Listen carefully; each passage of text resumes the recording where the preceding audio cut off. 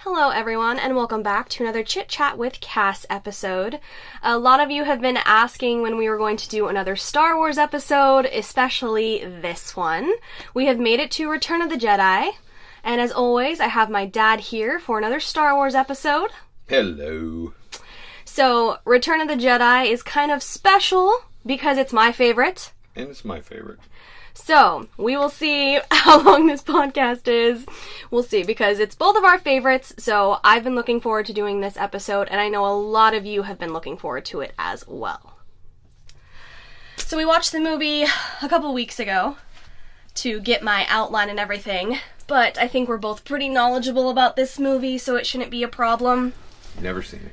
Never seen it? Okay, I'll work you through it. Yeah. I could probably give you like a little short bunny's description of Return of the Jedi. So as usual, just a warning, this is going to have spoilers in it. If you have not seen Return of the Jedi, be warned, this is going to have spoilers. It may even have spoilers for the other movies. So warning, spoiler alert. So when was the first time that you saw Return of the Jedi?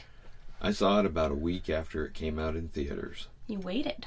Yeah, well, I had to work. I was in high school, and I was a senior, and I had other things going on, so I had to wait. But I only saw this once in the theater. Really? And I mean, I really liked it. I just never got a chance to go back. Right. But, you know, by this point, I was 18, and I was building my hot rod, and Right. You had other stuff going on. Yes, working, high school, Yeah. hot rod, Right. girlfriend, all All that that kind jazz. of stuff. So I don't have as great a story as I did for Empire. Right, yeah, you saw Empire multiple times. That's interesting. I think the first time that I saw this was the same as the other two originals.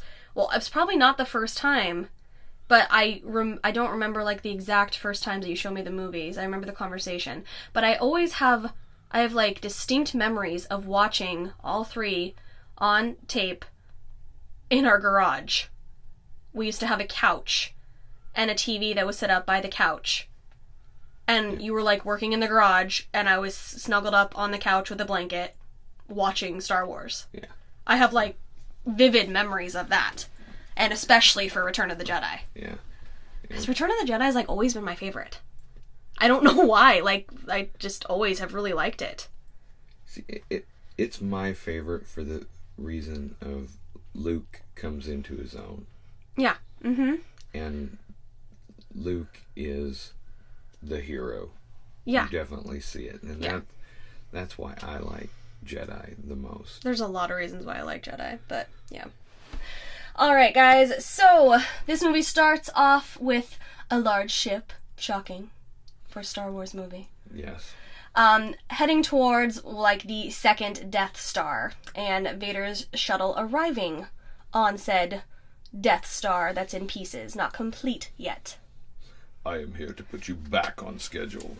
Yep, and Vader tells them that the Emperor is going to be coming, and they're all like, oh, shit, really? The Emperor's coming here? What?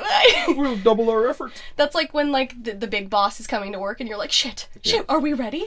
The Emperor is not as forgiving as I am. And that guy's like, you're forgiving? Yeah. Oh my god, what's he like? And then we go to Tatooine, and we first see 3PO and R2 going across Tatooine, leading up to Jabba's palace, and a big-ass door. I don't think I quite remembered how big that door was until we rewatched it. It's huge. It's a big door with a little cutout. With a Yeah, like, for that little eyeball to come with out. a little like thing for the little eyeball to come out. And this, of course, is funny because immediately R2, he already knows what's going down. Completely. 3PO has no idea what's going on. None whatsoever. He's like probably like, why are we going to this place? Why are we doing this? Meanwhile, R2's like, I got shit to do. As we always say with R2. R2 always has a plan. R2 always has a mission. He's got vital stuff with him. Yeah, he's like a vital part of the plan. He totally knows what's going on. They could have done this plan without 3PO. They could not have done it without R2. No, I think by doing it with 3PO, it added to it. Not knowing a thing. It added to it. No, it made it but much more they believable. could have done it without him. Oh, they could have. I'm so mean to 3PO sometimes. I like 3PO. I don't hate him as much as some people, but R2 is the badass droid of the galaxy. He is. R2 rocks. Yes. And then the question that we always say, why are male Twi'leks so unattractive and female ones are so pretty? I don't know. Because he is an ugly motherfucker. I didn't realize for years that he was a Twi'lek. I don't think you had to point it out to me, because you were, it was I think way one time, later. yeah, you were I like, found... yeah, you know, Ayla Sakura, that's the same species. I was like, why is she that and he's that? Exactly. He's scungy ugly. Yeah, he's not good, and he has really bad teeth. I do have to say that I think Jabba still looks fantastic today. No, the effect is great. I think the effect is fantastic. It's aged perfectly, because I think it looks like a creature sitting there. Yeah, with all the people inside, one guy running one hand, one guy running another hand, a guy running the tail like he's rowing an old boat. The eyes, too, right? And the eyes were remote control. So there was guys with little radio control things doing the eyes. And yeah, but I mean, a lot of the, like, puppets and props and stuff in Jabba's palace, I think still looks good. Yeah. Because there's a lot of different costumes to see, there's a lot of different puppets to see, and I think everything still looks fine.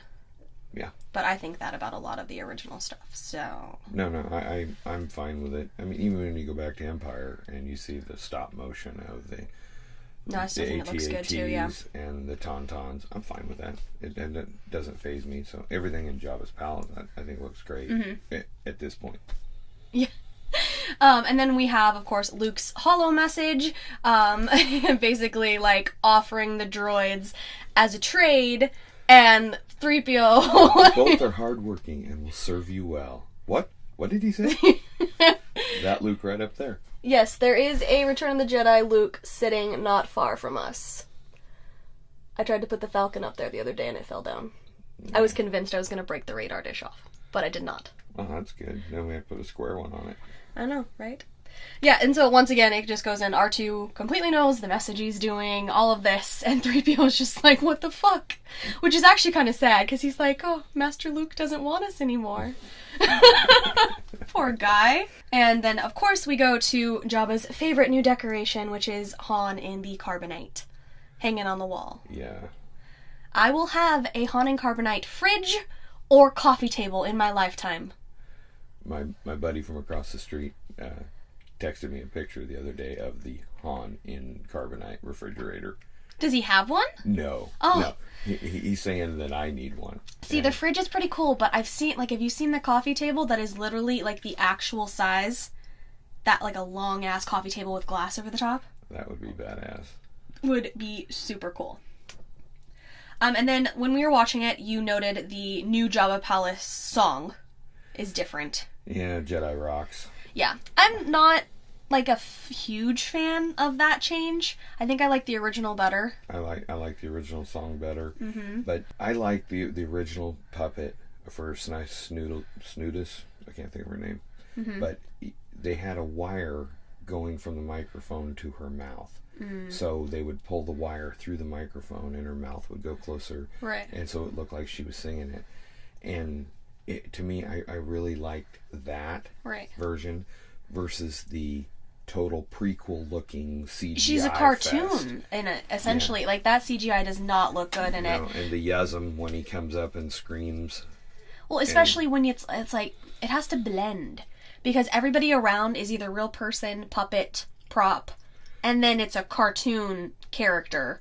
It just completely stands out. It stands out completely. The song's not horrible, but I prefer the original. Yeah, I think I did too.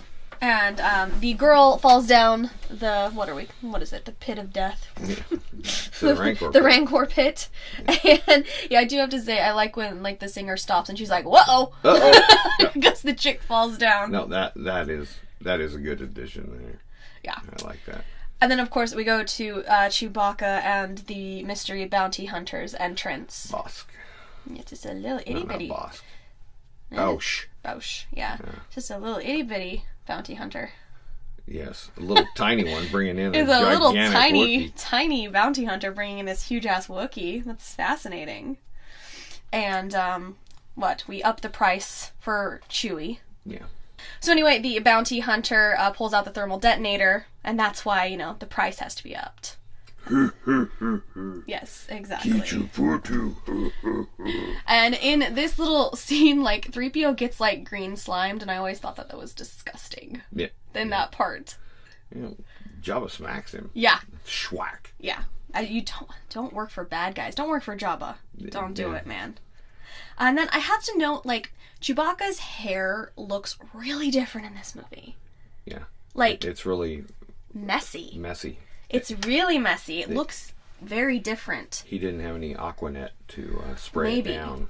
But no, it's hanging down in his face a lot. Yeah. And it's almost like I don't know if it was brushed down to his shoulders, because, like, it's almost like the head part is messy, but once you get to the neck and shoulders, it's like what it was before. Yeah.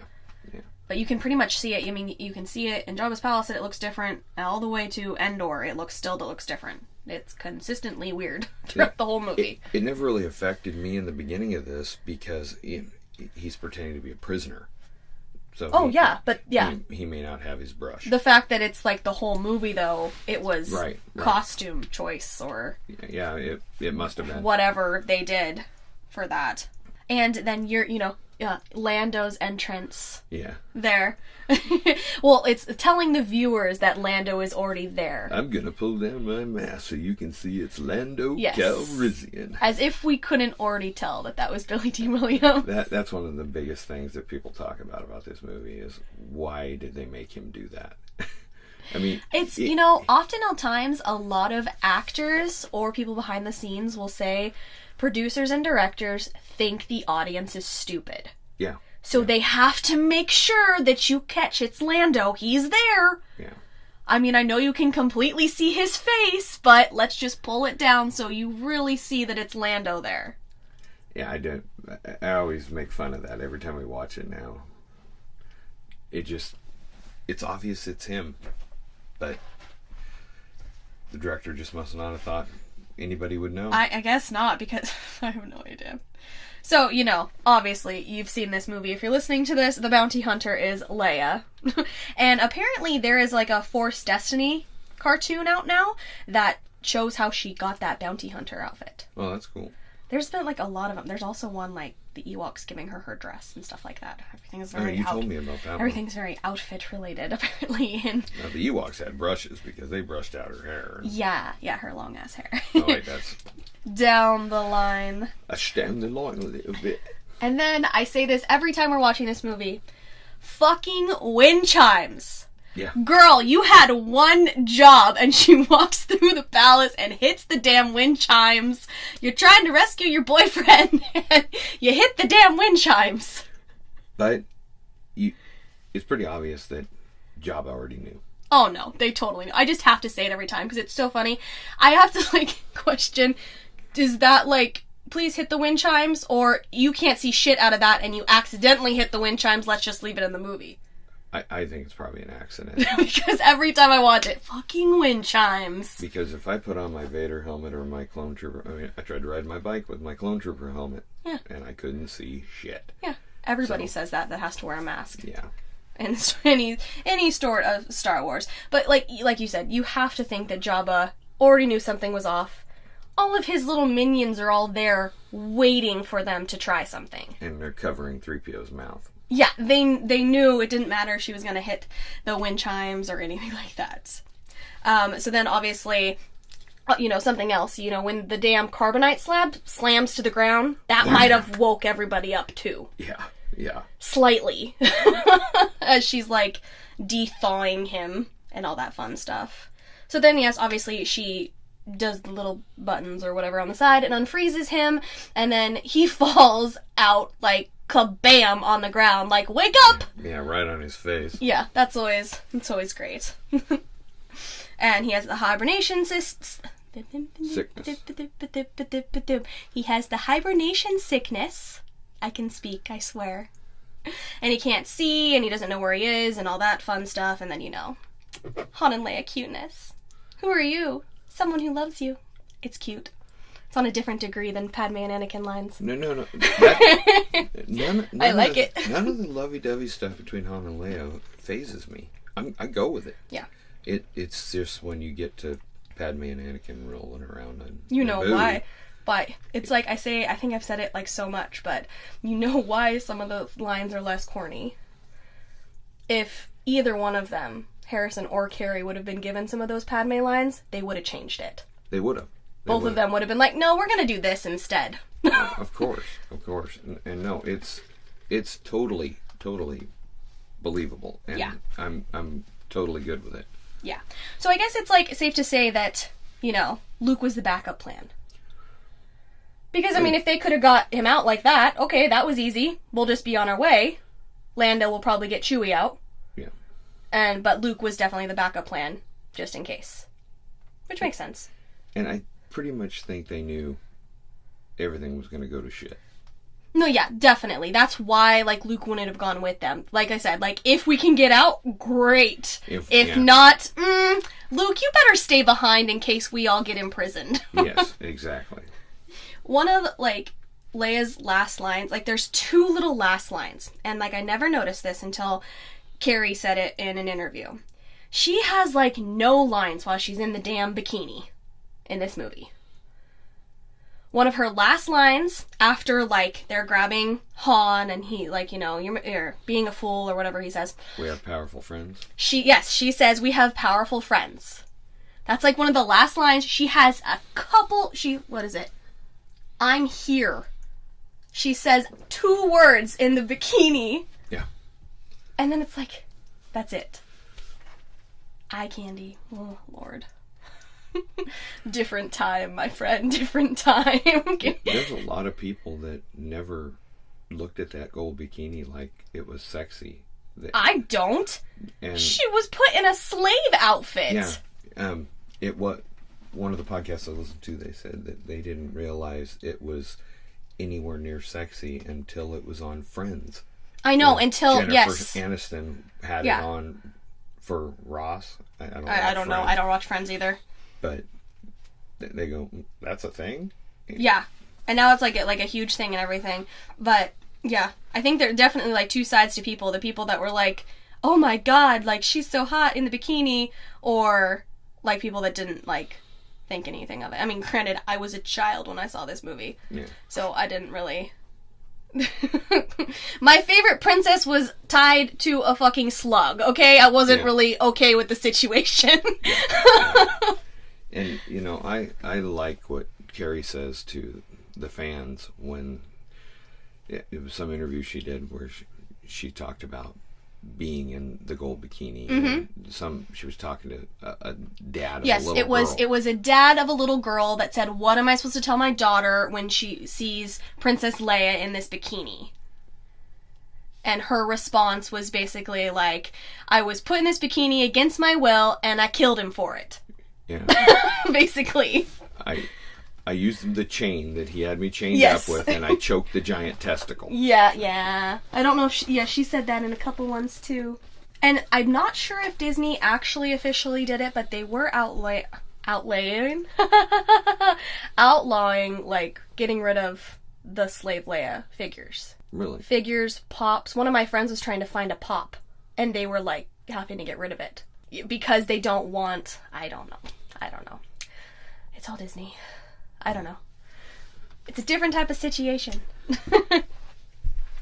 So then we obviously have Luke, and he, like, pretty much immediately starts, like, with his mind trick stuff. Yeah. Like, wanting to be, like, you'll take me to Jabba now. I will take you to Jabba now. Yes, exactly. And the Force choke He Force chokes the Gamorrean guard. The guard, yeah. I didn't notice that for a really long time either. Neither did I.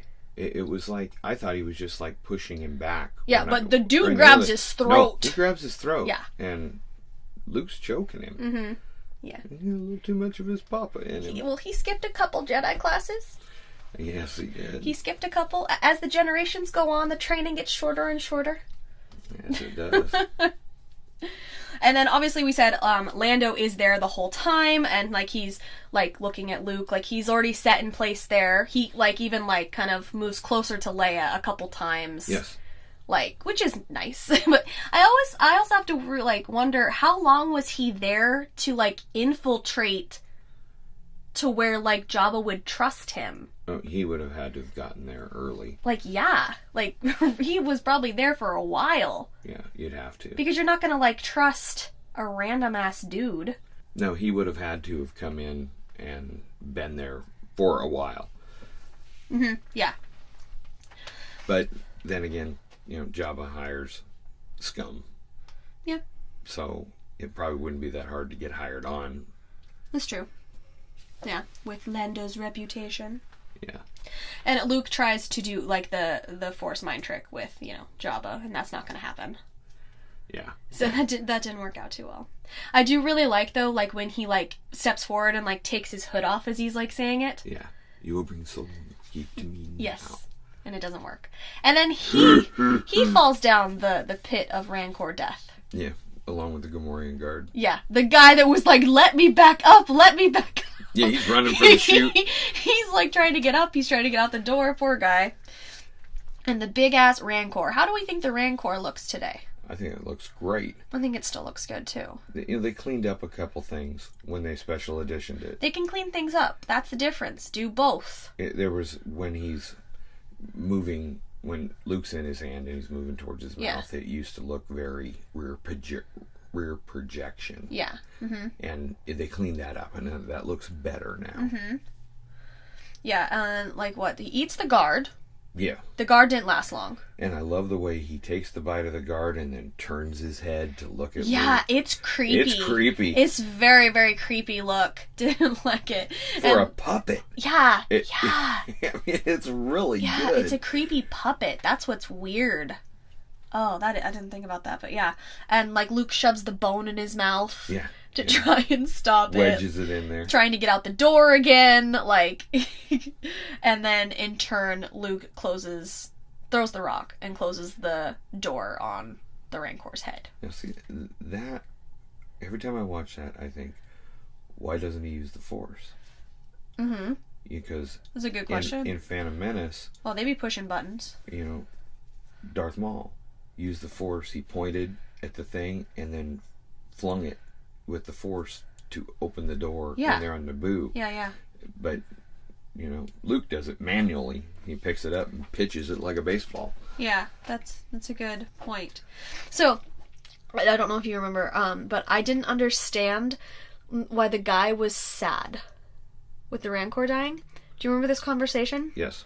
I didn't understand it. And you told me that was his puppy that had just died. And I was like, oh, that's sad. Yeah, you gotta imagine that he raised him from a baby. Because I was like, it's a big monster. Why is the guy sad? No, it was his pet. It was his pet that he was a very bad pet. But, I mean, if he was raised that way, poor little thingy. And then, some of the best lines in the opening of this movie, I think. How we doing? Same as always. Not bad, huh? I love that part so much. I love the Luke and Han interaction right there. And then that's where we get the, where's Leia? I'm here. And that's like it. I swear, there might be, maybe there's something else, like on the bridge thing, but I don't, it's just like, she gets no lines, and I never noticed that until Carrie said it in an interview. It's weird. There's a behind-the-scenes shot. Remember, we were referring to the black and white pictures from Empire. Mm-hmm. There's one from Jedi of her and a stunt double in the same thing. Yes. Sun tanning. Yes. There's some good ones. There's also one where she's in the bikini, like out in the desert, and Mark Hamill is wearing her robe. Really? Like a flowery robe. Nice. And apparently she said he had to put it on. And according to him, he had to do it because she told him to. Yeah. This is his story. It seems believable. So then, of course, they're going to be executed. Yes. Oh, what does Han say? Like, good, I hate long waits or something like that? Something to that effect. But then they're, like, going to be, digested into the Sarlacc pit. Slowly digested for... years. 1,000 years. Yeah, 1,000 years. I think you'd starve to death before I think you're gonna, like, die, maybe some water or something. You're gonna die before that. But it sounds fun. It's fun stuff. And so then we are out of Jabba's palace and going, like, out into the desert of Tatooine. And this is where we have some really shitty edits for the new version. the special edition version, Yeah. because the banthas look like they are copy and pasted across the desert surface. They do. It looks bad. You didn't need that many. If you wanted to do a couple more, that's fine, but it literally kind of looks like a parody of like a shit ton of banthas copy and pasted all over the sand. Yeah. It doesn't look good. It's one of those edits that's just like not needed. Some of them are really good, and some of them are just completely unneeded. Yeah. George Lucas just wanted to add stuff in, and certain things he didn't need to add anything in. Yep, exactly. And there's like, I feel like there's so many good lines between Luke and Han at the beginning set. Like I just said, the like, how we doing? And then like, you know, I'm seeing a big dark blur, or I'm seeing a big light blur now, or whatever he says when he's talking about his vision. Yeah. You aren't missing much. I used to live here, you know.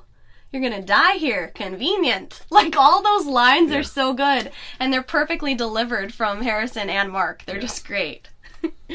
And, like, Luke is all like, I have everything taken care of. He knows the plan. Oh, great. And Han is like, the last time he saw him is on Hoth, Yeah. where he just had to save his ass.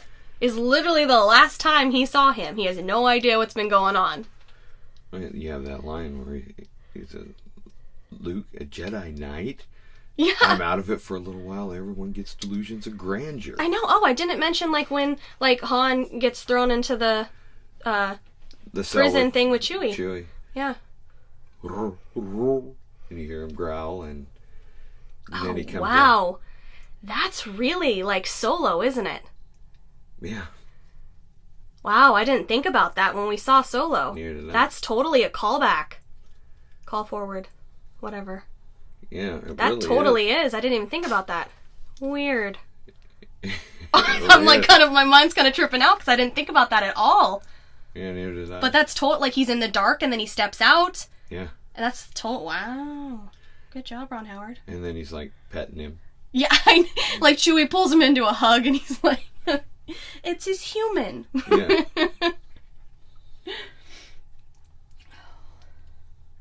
And then, you know, R2's a waiter now. Yes, serving drinks. Serving drinks on his little tray contraption thing, which is pretty nifty. It's actually kind of cool. I kind of want like a life-size R2 with the tray on top, like a bar. Yeah. Like in my house. Like, I think that'd be pretty cool. That would be cool. And then we're, of course, going to the Sarlacc pit, and there are the new effects added to the Sarlacc pit. Do we like those? Do we not? Like I don't think it needed the beak. I don't think it did either. I thought it was plenty creepy enough just with the the giant like a hole of death. Like, it's pretty creepy. I think almost it's creepier in the original because you don't know what's below. Right. And you just fall in and get eaten, but instead it looks like almost like a Venus flytrap thing, kind of. See, when they first made that, I thought of the movie Tremors. Oh, yeah, it does kind of look like that. Yeah, the graboids. Yeah. That's kind of what I'm going, what, you're ripping off Tremors? I mean, I love the first Tremors. It's a great movie. But yeah, it does kind of look like that. It looks like the graboids with the tongues that come out with the little mouth on it and stuff. Right, yeah.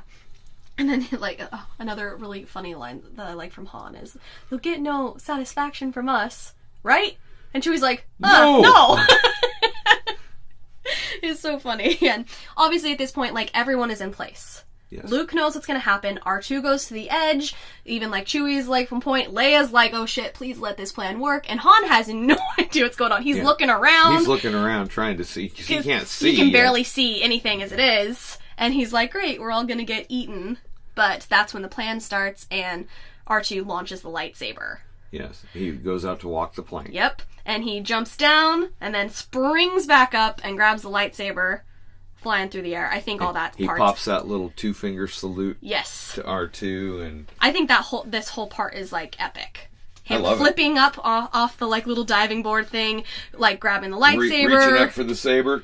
Yes. And then immediately it starts going, and then everyone's going crazy, because Jabba was not expecting that. No. Maybe have been expecting the beginning, but was not expecting that part.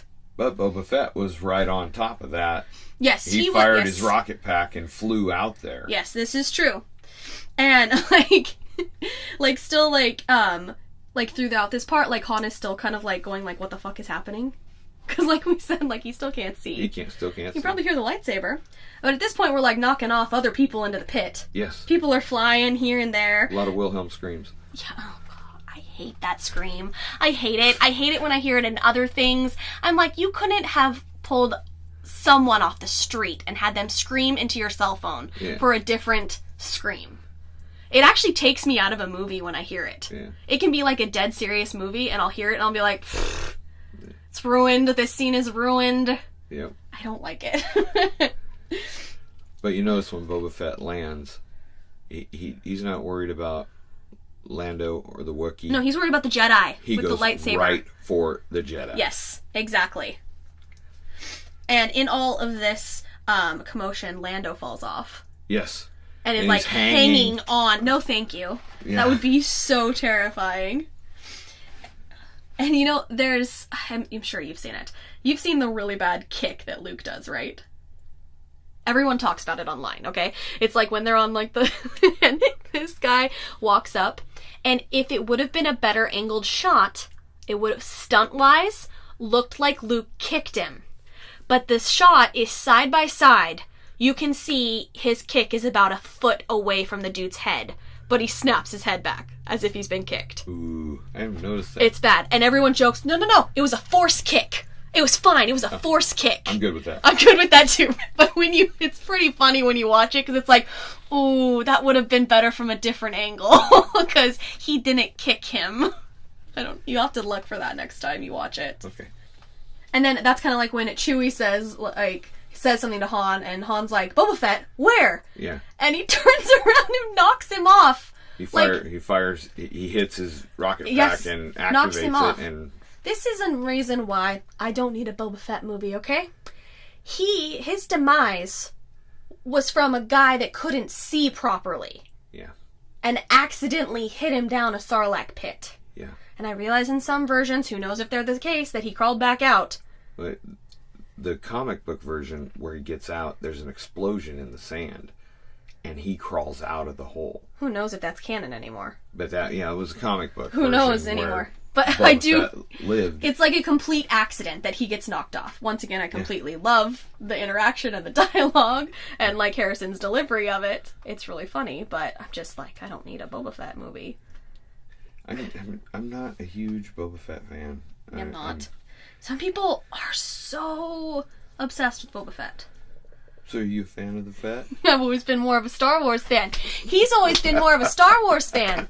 That's a line from one of the Die Hard movies, guys, with Kevin Smith. You guys should watch it because it's funny. Oh, and then, of course, Lando's still hanging down there. And Han is reaching for him, and Chewie's like holding his feet to try and reach down for him. And Luke, at this point, has jumped over to like the main barge. Yes. So they're like kind of on their own on the little platform. And the Sarlacc grabs Lando's leg. Yeah. And his squeal is the best sound ever. I kind of want it to be like my text message alert. Because can you blame him? Oh, no. Get away from me. Gross. And then like Han is gonna like shoot it, and he's like, "No, wait! I thought you were blind." Yeah. Oh, it's like I can see much better. Then there's a line change in there. Is there really? Which part? I can see much better now. Originally, it was "Trust me." Oh, really? Yeah. I can see much better now because it's funny. We're just a little higher, a little higher. And then they shoot it and like are able to pull Lando up. And then over on the main barge, R2 helps Leia get out of the chains. Yes. He's a very helpful little droid. Yeah, she holds the chains out and he zaps it. And then I believe that's like the next line she has. I think she says, "We got to get out of here." Yeah. Those are like the two lines. I'm here. We got to get out of here.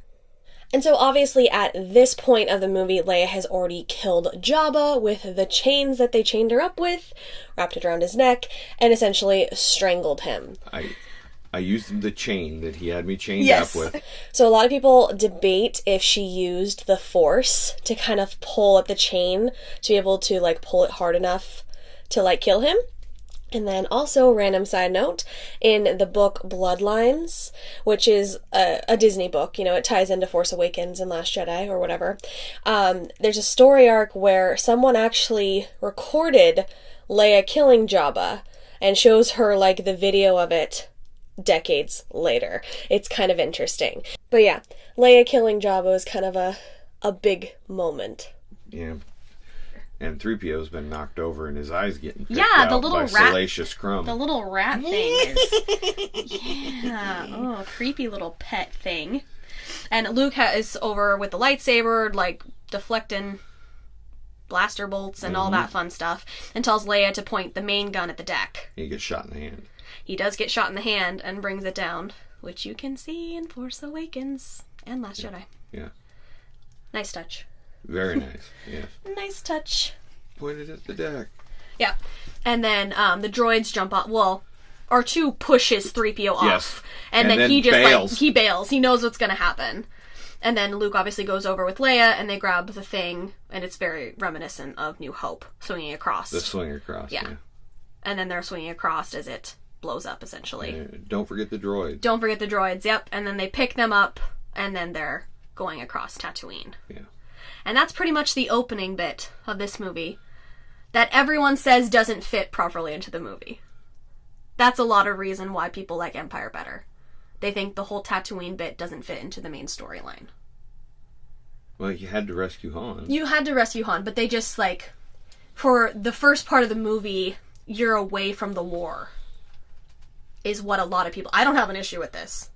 This is my favorite. But that's a lot of people's issue. I need Han Solo back, so I don't care what it takes. You're going to bring Han Solo back. I know, right? I'm not going to go fight the war without Han Solo. Fuck that shit. And in between there is one of my favorite deleted scenes, actually. It's like a sandstorm deleted scene. Yeah. As they're getting back to the Falcon and Luke's X-Wing.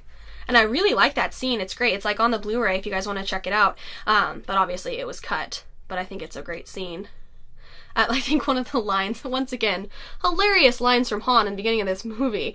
Like, Leia asks if his sight's getting any better. All I can see is blowing sand. That's all of us can see. It's funny. Oh, and then, of course, like, the Falcon heads off in one direction, the X-Wing heads off in another, because they're going back to the Resistance, and Luke is going back. The Rebellion. Oh my god! The Rebellion. Ha ha ha ha. Sorry. I've been in the sequel series for a bit, guys, and Luke is going back to Dagobah. Yes. And then we get the... What? The main introduction to the Empire? The Emperor. Yeah. In this, and him arriving with the Death Star. All the troops are standing at attention and waiting for him. And Ian McDiarmid walks in. He's great. He's so good. He's so good as the Emperor. Like, that's... we always forget to mention him for the prequels, because he's good in the prequels, too. And he's good as Palpatine, and he's good as the Emperor. And he plays that part really, really well. And it's funny, because it's one movie. You know what I mean? Like, technically, he's not in the other two.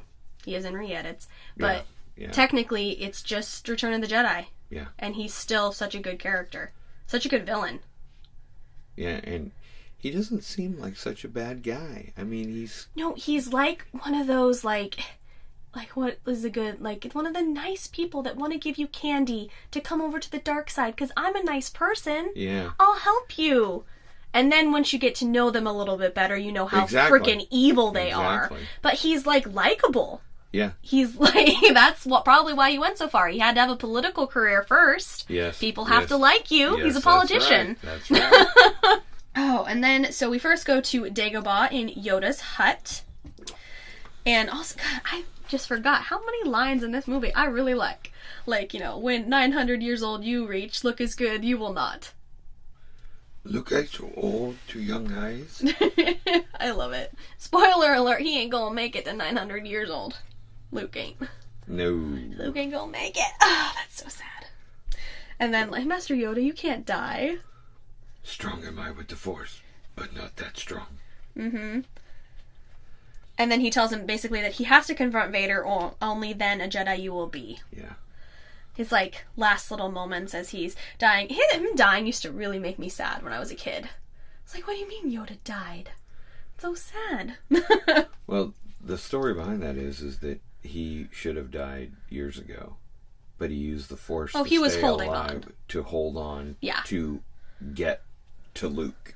I think that's definite. Yeah, he had to like finish out that thing, and as soon as it's done, he's like, "Bro, I'm old as fuck. I gotta go." Yeah. It's time for me to tap out of here. And then that's like when like is Darth Vader my father? And he's all like, "I gotta go sleep. I gotta rest. Yeah, I know. I gotta die." He rolls over. He's like trying to die faster. It's die before answering the question. And then, your father he is. Dun, dun, dun! Confirmation. Because that would be like the first confirmation, right? If you like didn't believe Vader in Empire. Yeah. Nope, Yoda said it's true. Then it's probably true. Yeah. Mark Hamill has fantastic, like, body language acting in some of this shit. Yes. Granted, he's also acting with a puppet, which I think is fantastic. He's so good with the puppet. He's so good. Like, him and Frank Oz, like, they got something going because it's great. Yeah. You would think that it's a real creature sitting there. But just some of, like, Luke's, like, reaction stuff is really good, I think. And then he does get a little bit whiny. Unfortunate that I know the truth. Yeah. He does get a little whiny. And then, but he does, like, at the same time, he does kind of, like, mature and, like, kind of agree that Yoda was right. Do you understand what I mean? Yeah, unfortunate that you rushed to face him, not ready for the burden, were you? And then you see him kind of, you're right. Yeah. True story. The, everyone keeps quoting it now, because of the, when I am gone, last of the Jedi you will be. Yeah. And then it, like... Pass on what you have learned. Mm-hmm. There is another Skywalker. Was that a big, like, what the fuck? Yes! What do you mean there's another Skywalker? Who's the other Skywalker? Yeah. And I thought, it's Han Skywalker. It's his brother. I know. Han. I just find that so funny that you thought there was an ounce of Jedi in Han. It's not gonna happen, bro. I mean, back then, it was all Han Solo. Oh, I know it was all Han Solo, but oh gosh, I don't know if that's the case. And like, it's kind of like one of those moments, like, where you couldn't have told me that a little earlier. You're fading away. You just told me there's another Skywalker. Come back and tell me who it is. Yeah, and he walks out like, oh my god, is anybody going to tell me? What the hell? How am I going to find this out? Who the fuck is the other Skywalker? And then Obi-Wan. Yes. Why didn't you tell me? What I told you was true from a certain point of view. From a certain point of view? He can have whininess in this, because it's kind of bullshit that he was kept in the dark for some of this stuff. Yeah. It's not fair. That's understandable. Yes. But then this is where the prequels get weird, because Obi-Wan starts talking about Anakin. Yeah. And, when I first knew him, he was a great pilot. Okay, he was a pod racer. I guess that's a form of a pilot. I mean, he is a good pilot, because at the end of Phantom Menace, he is a good pilot. Yeah, but it's an accident that he blows up the droid control ship. But you also have to, like... It was on auto. Yeah, the but ship then was on auto to go up, and I guess. So maybe he's like after he took him in. You know what I mean? Like after he became his Padawan, he saw that he was a good pilot. Oh no, he became a great pilot. Yeah. When you get into Sith and. Well, I'm talking about like the time between Phantom Menace and Attack of the Clones. Yeah. Like. Even in young Attack of the kid Clones, into... where he's flying around in the the little convertible. Yeah, the convertible on Coruscant. Yeah. Yeah, that's true. And then, like, they're talking about Vader and all that jazz, and I can't kill my own father. Could you tell your nephew that? Yeah. Could you pass on that words of wisdom to your little shithead nephew? Yeah. That'd be great. Thanks, Luke. If you could do that, that'd be fantastic. Oh, so horrible. So horrible. And then, while your sister still remains anonymous. Safely anonymous. Leia's my sister. And it's like, inside serves you well. But bury your feelings. Yeah, he doesn't. Was that a shock that it was Leia? I don't remember my reaction. I was young. When they said sister, yeah, it only made sense that it was Leia. Mm-hmm. And originally it wasn't supposed to be. It was supposed to be another different gal, chick but on you a just different can't. You planet. can't. This isn't Flash. I know. Sorry. Sorry. We're not in the DC universe. Sorry. It's if much anything, lighter. They didn't have time to introduce another character on another planet. There was no room to do that. No way. They couldn't. You wouldn't need another movie for that. Yeah, or more planning, because George Lucas doesn't plan, to have hints in the other two. Yeah. Then you could have introduced. But you can't just, bam, by the way, you have a sister, she's on this planet, introduction to the character. Right. That would be not good. Well, that's where George Lucas got lucky. He got so lucky. Because there's so many things that we discussed in New Hope and Empire, about Leia, So lucky on that stuff in Empire. Where she had a bad feeling at Cloud City. She had a bad feeling at Cloud City. She knew where Luke was immediately. Yes. There were so many different things. That clue you in, even though it wasn't originally. New Hope, how did she withstand the mind control crap or whatever on the Death Star? It was so many lucky things. And then it all makes sense, once you figure this out. Yeah, everything flows flows together really well. Considering it was not planned, it's fascinating that it flows together so well. Right. It's weird.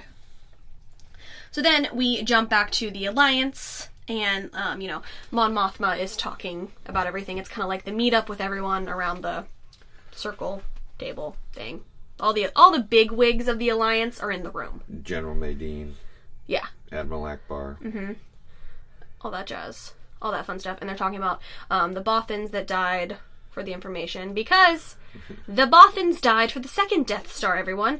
If I had $1 for all the times I told someone that in Rogue One you're not going to see the Bothans, oh my god, I swear. Rogue One was for the first Death Star plans, guys. Not the second. Yes. A lot of people said that. Different. We're going to see the Bothans die. No, you're not. No, you're not. You got a few more movies. Yes. Another Death Star to do that with. And they basically say that the shield is on the Forest Moon of Endor. Yes. One of my favorite planets.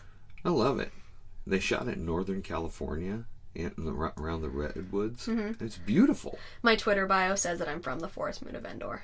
Nice. Mm-hmm. Nice. Yeah. If I had to live, I would live on Endor and Naboo. So apparently I need to live in Northern California or Italy to get the realistic locations. There you go. And mine says I went to Starfleet Academy. Does that count for anything here? Ugh. Excuse me. This is a Star Wars podcast. This is not a stupid Star Trek podcast. I like Star Trek. Yeah. I like Star Wars more, but I like Star Trek. Yeah. He's trying to get me to finish watching frickin' Next Generation of Star Trek. I know some of you will tell me I should. She quit when it was still in the bad season. It was because it was so boring. I mean, she's got to get into season 3 and I know. I'm like best of both worlds. I'm in mid-second season, I think. Yeah. So then you got to get Dr. Crusher back. Is what you got to get. Get rid of Dr. Pulaski. And then we get more great reactions and lines. I wonder who they got to pull that off. And Han's face is like, General Solo. And Leia's face is like, what? The guy that refused to join the rebellion all this time. Now you're General Solo? Yeah. Alrighty then. My team's ready, but I need a command crew for the shuttle. And Chewie's all, yeah. Well, it's going to be rough, pal. I didn't want to speak for you. Yeah. General, count me in. Yep. I'm in too. And Luke walks in, gives Leia a hug, and looks at her all funny. Oh my god, you're my sister. Shit, I used to have the hots for you. Your tongue was in my mouth on Hoth. Oh shit. So unfortunate. That's probably one of the only mistakes they made when not realizing that they were going to be related later on. Yeah, because the kiss in Star Wars... Oh, that was they nothing. Swing, That's it's not even on the lips. It's more of a cheek kiss. Yeah. But the one in Hoth. And, oh god, I don't even know if I said it in the Empire podcast, but there's a deleted scene that is so good that it's a deleted scene between Luke and Leia because it's uncomfortable to watch. Because, yeah, there's way too much flirtation in that, guys. You're twins. Please stop. So Han is going to be, going down to Endor and his little crew and everything, so they're getting ready for that. And, You had mentioned, like, something that you didn't like, the fact that they didn't build the Falcon for this one. Yeah. It's a painting behind Lando and Han. Behind, and it just... when Lando turns around to walk towards it... It is... You pointed it out to me. It's weird. He just kind of turns to black. And yeah. It's like he walked out of the studio light. Yeah. And so it doesn't blend right. They should have cut it just before that, and it would have looked better. Would have looked better, but it's a big set piece, and every time they only built half of it, and it's really all you really needed to do. But you could tell it was a real piece. It was actually there. It was actually there, and it looked great. But I just never really liked it. But I do like the conversation between Lando and not a scratch, Han. right? Not a scratch, right? I got your word. Which, okay, now that we know, he can take the radar dish off all he wants after what Han did to the freaking Falcon and Solo. Yeah. Dragging the entire bottom of the ship. Ripping the landing gear off. Like, his little ding of a radar dish is nothing. Nothing. Nothing at all. I want you to take it. It's the fastest ship in the fleet. Although... I don't want to fly that big of a ship into the Death Star. No, I don't want to. No. I said the same thing in Force Awakens when Rey's doing it through the destroyers on Jakku. Yeah. Oh. And I don't want to fly an X-Wing either because the wings are sticking way in the hell out. I want a goddamn Colonial Viper from Battlestar Galactica because the wings are all tight. I don't want to be a pilot. I could never be a pilot. Oh, geez. The video games where you had to fly through shit like that? No, I died. I died. I couldn't do it. I couldn't do it. Nope. So once in the shuttle, I don't think they had Wookiees in mind when they designed it, Chewie. And Han has the feeling that he's not going to see the Falcon again. Yeah. And so did I thought they were going to destroy the Falcon when he said that. That scene makes it seem like, oh, we're going to lose the Falcon because it's a character. We're going to lose the character. Yeah. And I love that ship. It is such a cool ship. I'm looking at it right now. Yeah, it is sitting right there. And then where the shuttle is making its way to Endor, and they have the code that they are hoping is going to work. Yeah. Because if not, they're pretty much going to get blasted out of the sky. Yeah. If it doesn't work, they're pretty much screwed. And I don't know, fly casual. I have that on a sweatshirt because I love that line so much. And then of course, Jesus, Luke's bad choice to go. Because him and Vader can feel each other. Oh, no, that I'm was endangering the mission by being here. Yeah. Well, no shit. Stop thinking about it. Stop thinking about it. Exactly, because Vader's he doesn't have that ability. No, he doesn't. And having him go on that mission is a big mistake. Yeah, it was definitely a big mistake. Leave them to me. I will deal with them myself. Yep. On Endor, you really like Han's long jacket. I love the I made note Rider of that jacket. for you. I like Leia's poncho. Yeah, I like old westerns, and there's a western movie. It's about Frank and Jesse James. It's called The Long Riders, and they all wear the dusters like that. And I've always called them a Long Rider jacket because of that movie. And that movie's great because you have brothers playing real brothers. Right. The Carradines, the Keaches, the Quaids. And so that's always stuck out to me. And those jackets are great. And I have one of those jackets. I love them. So... And his outfit is completely different than everybody else's. Oh, it's completely different. Yeah. It's right there. Oh my god, I do have a lot of Return of the Jedi stuff up here, don't I? Alright, yeah, it is right there. The Long Rider jacket for Han Solo. I love that jacket. And it's camo. I mean, and why do we have camo stormtroopers in Revenge of the Sith? But you're in Northern California with white armored scout troopers. Budget cuts. Jeez. Times are hard in the Empire. Just run down to Home Depot and buy a can of Rust-Oleum and paint the thing green. It's like they stand out like a sore thumb. I mean, it's... You need camo. At least the Rebels, all their stuff is all camoed out. Yeah, all of them. Yeah, all of them are ready for it. But literally, they would have been fine on Hoth. Besides that, they're going to stick out. Yes, on any other planet. Exactly. That's why General Gree is my favorite clone trooper And because he was on Kashyyyk and he was fully camouflaged. Yeah. I actually have an action figure of him standing on my toolbox at work. Along with Batman and Deathstroke and Roadblock and a Terminator. Nerd. And Captain Rex. Yes, Wait for it, Captain Rex. Just 2 seconds. Wait for it. It's coming. It's coming. I think Captain Rex is a very handsome guy with a shaved head and a gray beard. I just think that's a really good look. Whatever. You're such a dork. Quietly, there might be more of them out there. Hey, it's me. There's great lines in this movie. No. And the delivery on all these lines are fantastic. And the look between Leia and Luke is perfect. Yes. It's perfect. And then so Han and Chewie are going down, and Han steps on like a twig. It's a twig, yeah. And he's like, snap! Shit. And he looks down, and when he looks back up, he gets backhanded. And he flies across on his back. Yeah. And like one trooper like runs for it and gets blown up. Is that right? Chewie shoots one with the bowcaster. Yeah. So one of them, Chewie shoots with the bowcaster, and then the other one takes off, and that's when Luke and Leia run, and Leia goes for the speeder. Yeah. And Luke's all like, wait, Leia! And he gets on the back of the speeder with her. And then they're, like, running off. As, like, another stormtrooper comes up behind Han. Yeah, and he grabs his arm and flips him. Mm-hmm. Yeah. So, Luke and Leia on the speeder. No fucking thank you am I flying a speeder through wooded area. No way. Between trees, I would die in 2 seconds. Yeah, that's actually one of the video games that I actually could do. There used to be a sit-down Star Wars video game, and it was down at the beach resort where we go to. And you used to have to fly between the trees and under the trees and stuff. I actually could do it on that one. Any of the flying ones. I would not be good. See, I liked Rogue Squadron for the Nintendo 64. I didn't play that one at all. And I just couldn't fly in space because I couldn't orient myself. I skipped all the flying levels on Shadows of the Empire. Skipped all of them.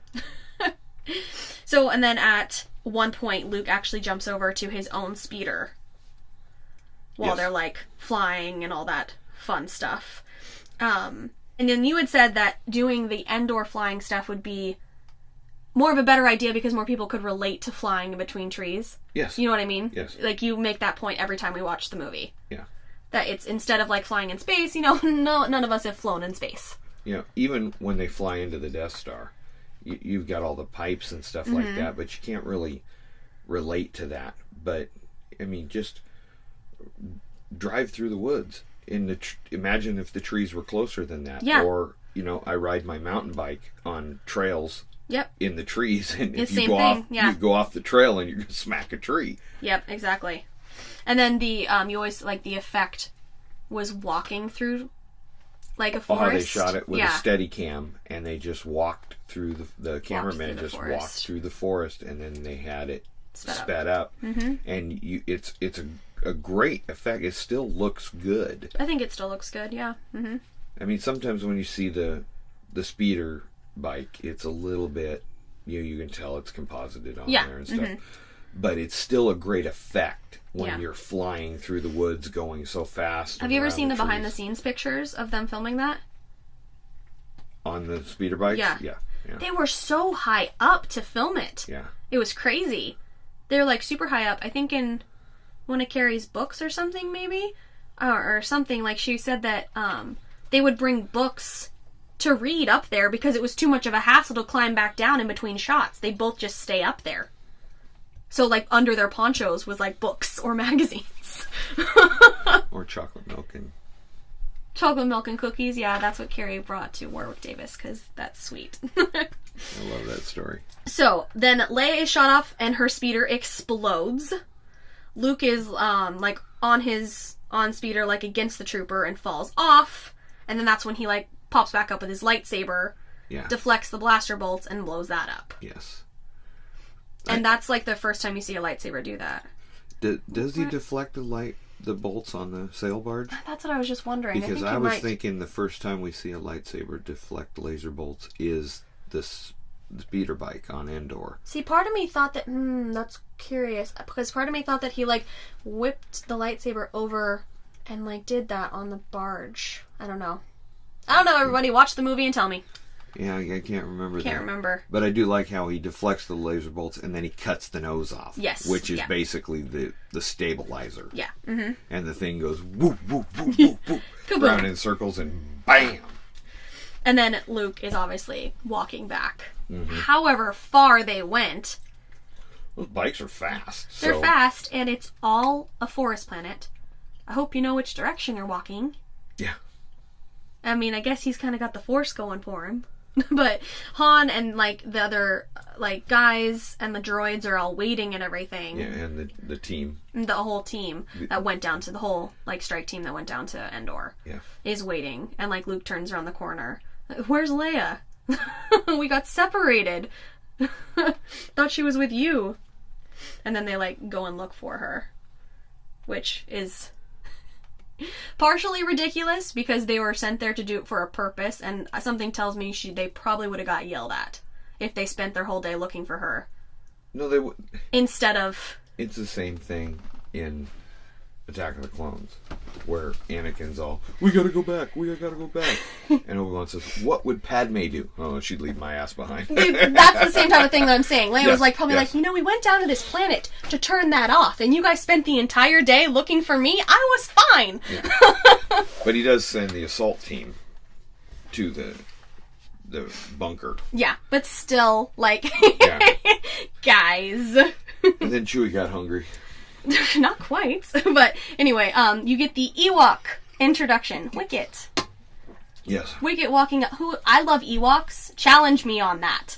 That's another reason people don't like Return of the Jedi as much as Empire, because they don't like the Ewoks. They can suck it, because I love the Ewoks.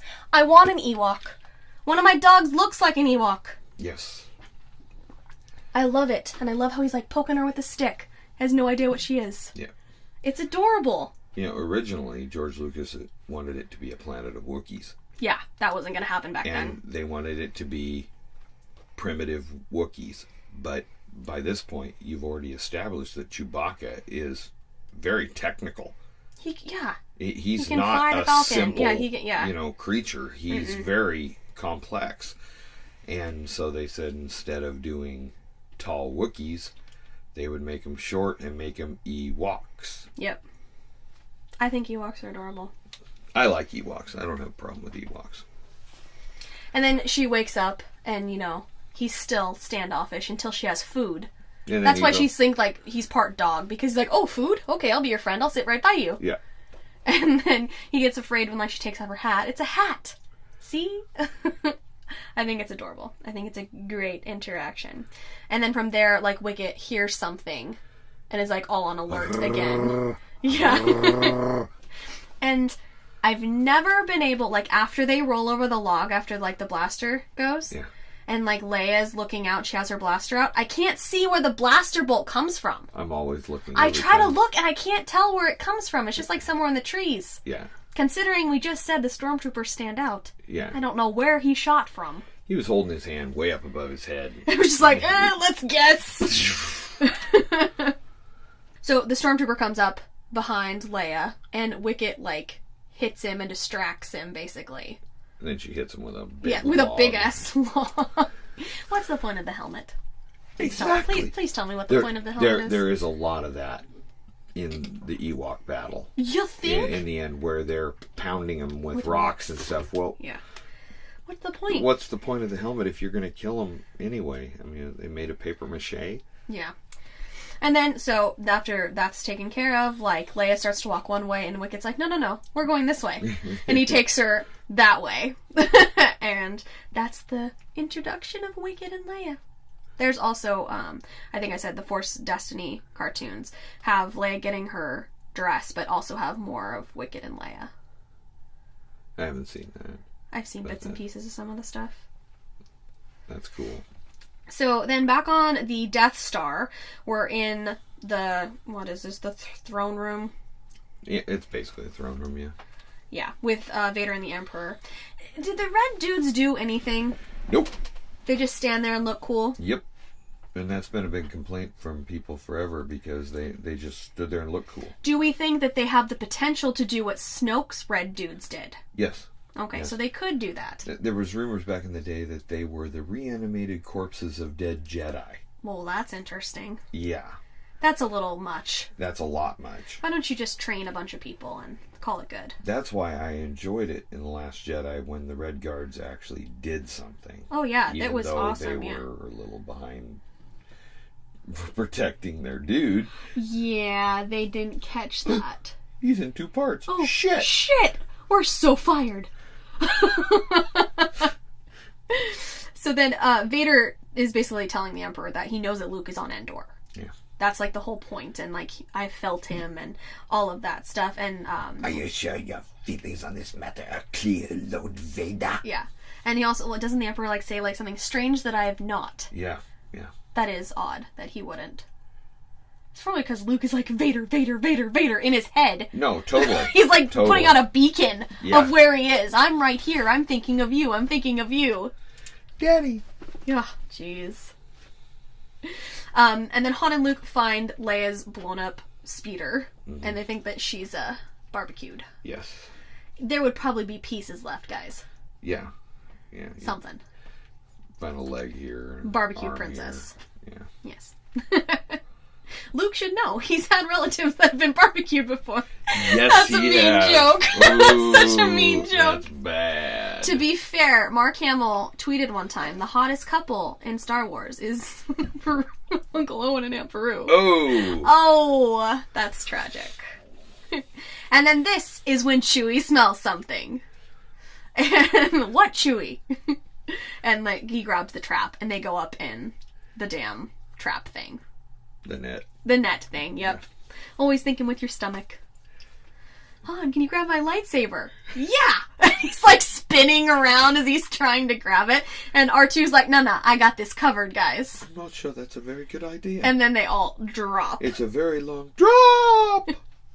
And then all of the different Ewoks are around them.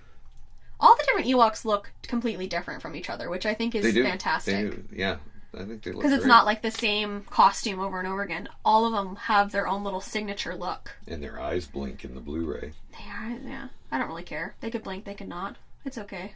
It doesn't bother me. I don't care either way. Yeah. And they see 3PO and Right. start... But yeah, point that thing someplace else. Han is like so over the situation, and Luke is cracking up this entire scene. Yes. Like, Han is like over it because they think that 3PO is a god, and so they start like praising him, and why don't you use your divine influence and get us out of this? I love the way he says it too. Why don't you use so- your divine influence and get us out of this? There are so many good lines in this movie and such great delivery. Yeah. I see all this like written out, and I just have to think about all the fantastic lines. But literally Luke is laughing in the background. Yeah. Until like Han gets like super annoyed, like he's gonna grab 3PO, and then like Luke kinda grabs him. Yeah. He's an old friend of mine. See? So many good lines. So then they take them back to like the Ewok village with the little baby Ewoks. The Walklings. Walklings, they're so cute. I want a Walkling. And that's when Leia comes out, you know, all relaxed in her sundress and her long ass hair. Yeah, she looks great. Yeah, she looks great, all relaxed and all that jazz. But these are my friends. 3PO, tell them. And they're trying to get literally get barbecued. Like, they're gonna barbecue Han first. And he's all Yes. trying to blow out the fire. It's so funny. Oh god, what is what the Ewoks are saying when they're building the fire?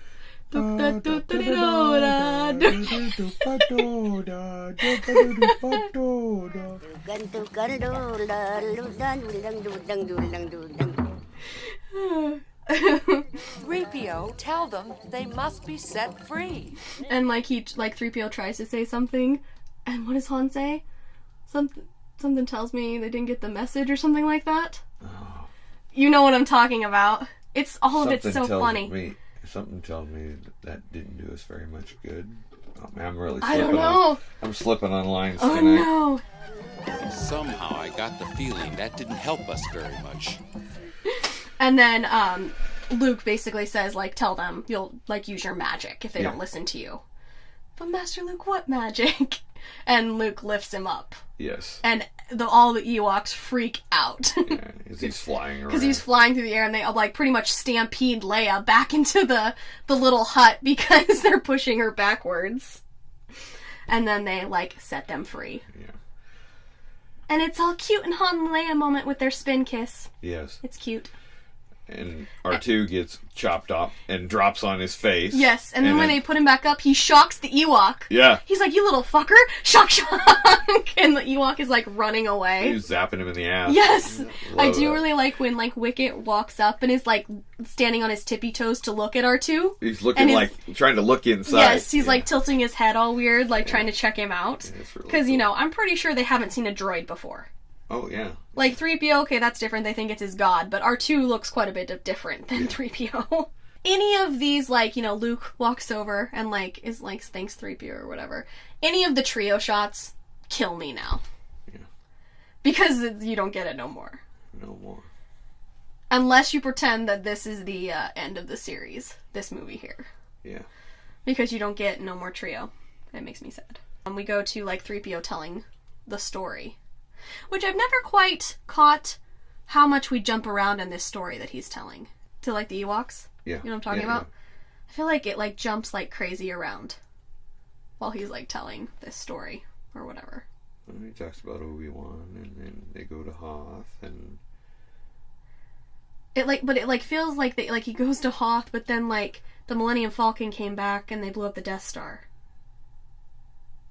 Like, maybe I'm wrong. I feel like it jumps around. Who knows? I might be incorrect. I thought it was pretty linear. I don't know. Don't listen to me then. Cloud City. Yeah, there you go. And Wicket is snuggling up to Han's leg, and it's adorable. But he looks annoyed. It's cute, though. I like the Ewoks. So then Luke goes outside, and Leia follows. And all of this shit depresses me now, too. Because of Last Jedi. Yeah. This whole conversation, but whatever. And then it's obviously you get do you remember your mother, your real mother? And that's what's confusing to me, because, like, at what point did we let the audience know that she was adopted? Never. Because I actually heard a lot when, like, the prequels were coming out and we were kind of getting the story of, like, who was going to be the baby mama, because you weren't quite sure if it was going to be Padme yet, that, it was like, oh God, what did people... I can't even remember. That, like, Bail would have... Like, one, like, theory people had was that, like, Bail took Leia home to his wife, Brea. Brea died when she was young. But Padme came to, like, visit. You know what I mean? That was, like, theory when people were still trying to work it out. Right. On, like, if she remembered her mother. But she remembers her... She died when I was very young. Yeah, a couple minutes old is pretty young. Yeah. Luke actually had more time. Luke had more time with her. But, like, some people, like, just say that that's, like, her Force memory. It's gotta be. Bit of her remembering her mom. Very beautiful, but sad. That's accurate. But, yeah, it just, I find that a little, that's something that they didn't really clarify for you to know. I mean, obviously later on it's like, okay, Leia was adopted, but like they never outright like say that. You never realize that she's a princess by adoption. Right. That's the only part that it makes it a little bit confusing. Well, I expected when the prequels came out that Leia was going to be staying with Padme. Mm-hmm. And that's what I thought, you know, because she had memory of her mother. Yeah, like Padme wasn't going to die. Yeah.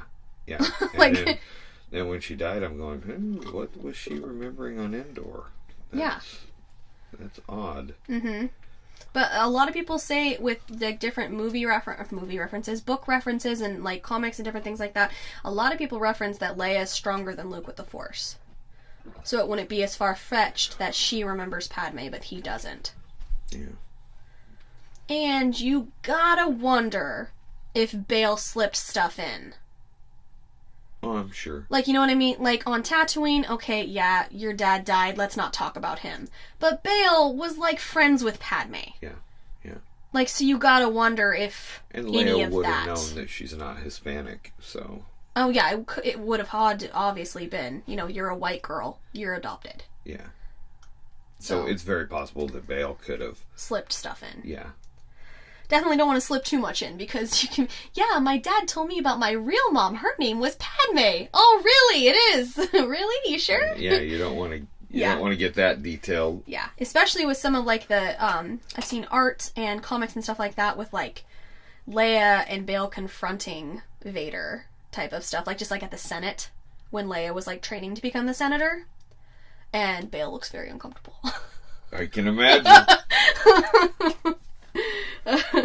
But like we had said earlier, I think it just makes more sense with Leia than like the other sister idea from the other planet. It does. Even if there's like these little questions or anything, I think it just fits better. We'll go with that. And then like Luke, he's my father. Your father? Wait for it, honey. Yeah. Don't be so disgusted yet. Wait for it, sweetie. The look on her face is She's like so disgusted. She has the baby Boba look on her face. She just smelled the fart. And then like, you have a power. You're wrong, Leia. You have that power too. All of those lines. Yeah. The Force is strong in my family. My father has it. I have it. My sister has it. And then the light bulb goes off in her head and she's like, fuck. I really like this scene between them though. It's one of my favorites in this. And then she didn't say, oh my god, I tongued your tonsils. Oh yeah, she didn't think about it either. Maybe they've both decided to black it out. The only person that remembers that is Han at the end of this movie, but we'll get to that. And then but then it somehow I've always known. If you've always known, why are you French kissing your brother, honey? Yeah. I think it was more of a subconscious thing, not an active thing. Plus, she was trying to make Han jealous. Oh, that's another point. Like, people are like, oh, she kissed. No, she was trying to make him jealous, bro. The kiss honestly didn't mean anything. No. Had nothing to do with that. And then, so obviously, like, Luke is talking about how he has to go see Vader because he, feels the good in him. Yeah. And all that stuff. I can turn him.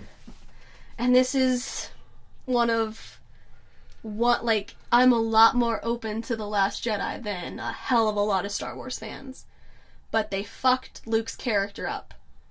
He's so willing to save Vader, but he's willing to turn on Ben so quickly because he feels darkness. It doesn't make sense. They fucked that up. No, I agree with that. Because he's Vader's done all this bad stuff. The Last Jedi. I thought The Last Jedi was really good. But it's not perfect. No, it's not perfect by any means. It but has that problems. Part is... It doesn't make sense. Vader's done so much and he still wants to turn him. Especially, and you can't compare it to the expanded universe anymore, but Luke was, still just, such a beacon of hope in those stories. Yes. Especially, for, his niece and nephews. It's kind of depressing. And then after Luke goes, Han comes out, and you have Han's biggest character development. That's right. Because Leia's crying because, her dad is Darth Vader. Her brother's gonna go see him, probably get killed. She's related to all this mess of shit. And so she's pretty upset, and Han kind of, bites her head off. But you could tell Luke, is that how you could tell? Yeah. And she's, really upset still. And he walks off. And that's the character development, is he stops, and he, comes back and, apologizes. And he's there for her. Yes. Hold me. Completely different character development that would not have happened in New Hope. No. Not at all. No, the Han that shot Greedo, because Han shot first. He did shoot first. If that character was still in Return of the Jedi, he would have just said, fuck you. Yeah. And left. This bitch has got drama. Bye. Yeah. No way. I'm done. So then we have the walker walking up. Oh, Jesus. And Luke comes out of the walker to the pathway. God.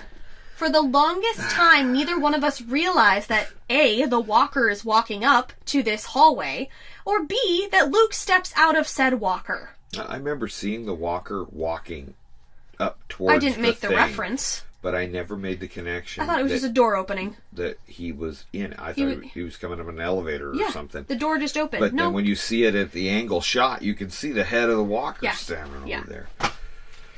This is what happens when you have to watch a movie 600 times. You find new things every time. Oh, God, yes. This is probably this Luke and Vader scene is probably some of the best mask acting. Or... Oh, no, it is the best. But Mark Hamill's really good on it, too. Because, like, for example, like, when he, like, turns the lightsaber on, Luke's face looks like, oh, shit, he's going to kill me. Yeah. And it's just, like, a side glance. You can kind of see. But Dave Prowse behind that mask. You can... Please explain to me how you can see emotion through a mask. It's crazy. No, it's really good. Because you watch a lot of shows where... movies where people wear masks, and I go to the first Spider-Man with Tobey Maguire when Willem Dafoe is a Green Goblin. He's like really overacting and moving his hands all over the place and stuff. And you don't need to do that. You just need to know how to. It's body language. It's body language. Yeah. And Dave Prowse, who had played Frankenstein and done all kinds of stuff in Hammer horror movies, he understood that. And you can see the emotion. Yeah. Through the mask. Yeah. Even like when like the first couple lines, like, I know, Father.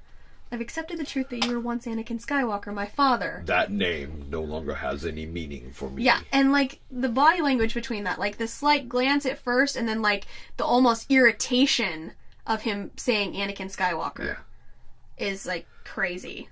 More props should probably be given to Dick Props. No, I think that's Dave Prowse's best moment is right there on that platform. Yes. And then some of like the Vader lines in this scene really make it seem like Obi-Wan and him met between Revenge of the Sith and New Hope. Obi-Wan once thought as you do. Like, and it just... You don't know the power of the dark side. Because it doesn't really seem like to me, like the last time they saw each other at Mustafar, that he was like really trying to get him to come back. No, it was a fight. When that line came out, I figured, Obi-Wan had come back and tried once. Tried to see if he could bring him back. What does he say in A New Hope? You should not have come back. Yeah, it makes sense. And maybe they'll do that with like an Obi-Wan movie or something. I have no idea. But that makes sense to me that he would have given it one last try. Is Anakin still in there? Yeah. And those lines would fit a lot more than the last. Mustafar was not those lines. No. At all. But the best part, we've talked about his mask acting for like a forever now, but the best part is after Luke walks away and he walks over to the railing. Yeah. And he looks so upset through a mask. Yeah, it's just his shoulders slump. Yes, and he like is... It's kind of a... Yeah, it took a lot out of him. And probably stirred up emotions he didn't know he still had. True story. Yeah, true enough.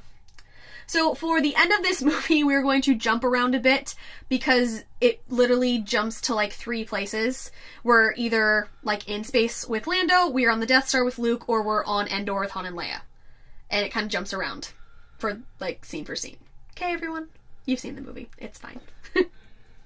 So Lando is doing like the space attack. He's in the Falcon with, what's his name? Nine Numb. Nine Numb, who's still alive. Yay, him! Yes, he is still in He's the Resistance. He's still alive in the Resistance. Back to Endor, they're showing like the back entrance that they're going to be going in. Back door, good idea. Yep. And the Ewok steals the speeder, which is so comical to me. And I can't understand the people like that don't understand that he doesn't know what he's doing. No.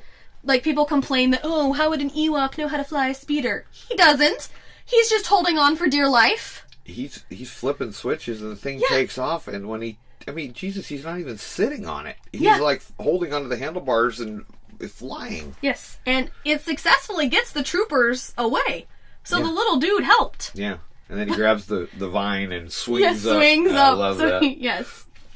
And then the leftover like troopers, like Han basically tricks them to run along the side to where the rest of like the rebellion dudes are. He taps him on the opposite shoulder, like, just like you do to your friend. It's fucking great. This is what you think. There's any ounce of Jedi in this character. He's not a Jedi. This is when I was young. I understand that, and I actually like the fact that he's not a Jedi. I like the fact that he's a scoundrel. And in that spot, you see Rex. Captain Rex. Who has been confirmed as Rex. Yes. It was like a conspiracy theory for the Star Wars fans that Rex from Clone Wars and the Rebels cartoon shows He was one of the clone troopers guys. That this guy at the inn on Endor looked like Rex. And so everyone was like, oh, he stayed with it and he joined the rebellion and he did all this. And in the finale of Rebels, they confirmed that he was on Endor. Yes, he fought on Endor. And I think we both had like a fangirl moment. We were like, he was on Endor! Oh, it was a giant geekgasm. I mean, it was awesome because I love clone troopers. Mm-hmm. My tattoo is a clone trooper helmet from Revenge of the Sith with crossbones. Mm-hmm. And I love because I never really cared for the stormtroopers because they were dipshits. They are dipshits. And I didn't really like the first clones from Attack of the Clones, but the way they redesigned the helmet and the way they looked in Revenge of the Sith, and plus by getting the tattoo, you know, they were good for half the movie and they were the bad guys for half the movie. So depending on my mood, the tattoo fits me. So I really liked that aspect of the Clone Wars, and I haven't seen all of it, but Captain Rex was a big part of it. And then when he went on to be on Rebels, and he's one of the main guys on Rebels. And he's one of the main guys on Rebels. Yeah, there's other clones that survived that didn't fall. He's the one in charge to the Order 66. You know, and plus the fact that he's got a shaved head and a gray beard. Yeah, you do look like him. I kind of do.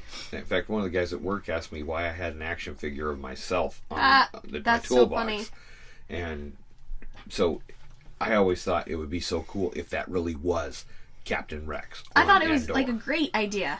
It was a great, fantastic idea. It would tie all of it together. And then they confirmed on Rebels that he was on Endor. Oh, when they did that, I was so happy. That was so awesome. So happy. And then from there, we're going to jump back to Luke and Vader in the Emperor throne room thingy. And, you know, during this part, like, Luke is, like, totally, like, sassing the Emperor. And, like, Vader keeps, like, side-glancing him, like, you know who this guy is? Yeah. Why are you, like, sassing the Emperor? Yeah, he snaps his head looking at Luke. Yeah. You know. See, this is one of the reasons why Luke is kind of like Padme and Leia is more like Anakin. In some instances. And then he says, like, your father can never be turned from the dark side. But this, like, whole scene, like, Vader's just like, Jesus, kid. Like, you're talking to the Emperor. Yeah. And Luke just, like, has no fucks. And then the Emperor does let him know that he was the one that let the information leak. Perhaps you refer to the attack of your rebel fleet. Yeah. A legion of the best troopers await the rebels. Legion of the best troopers. That ain't that good. Oh, pretty sure, what is it, like, the deflector shield will be fully operational. The deflector shield will be fully operational when your friends arrive. Yes. And then Han, Leia, and Chewie are setting up the bombs in, like, the bunker, but they're stopped. There's a bunch of deleted scenes in that stuff, too. There's a lot, yeah. It's sliced down quite a bit in some of that stuff. Then back to the space Another Wilhelm attack. scream. When he throws a thing and it hits him over the thing. Wah! Yep. Back to the space attack. Getting in place around Endor. Like, you got Lando, Wedge, Akbar.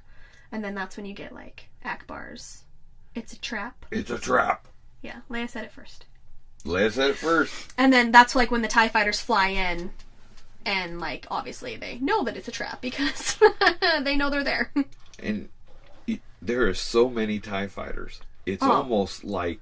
And it was that way in the original. Yeah, it looks like a swarm of bees. It is a shit ton Yes. of TIE fighters coming in. Mm-hmm. It's not a re-edit Yes. where we've copied and pasted banthas Right. or whatever, you know.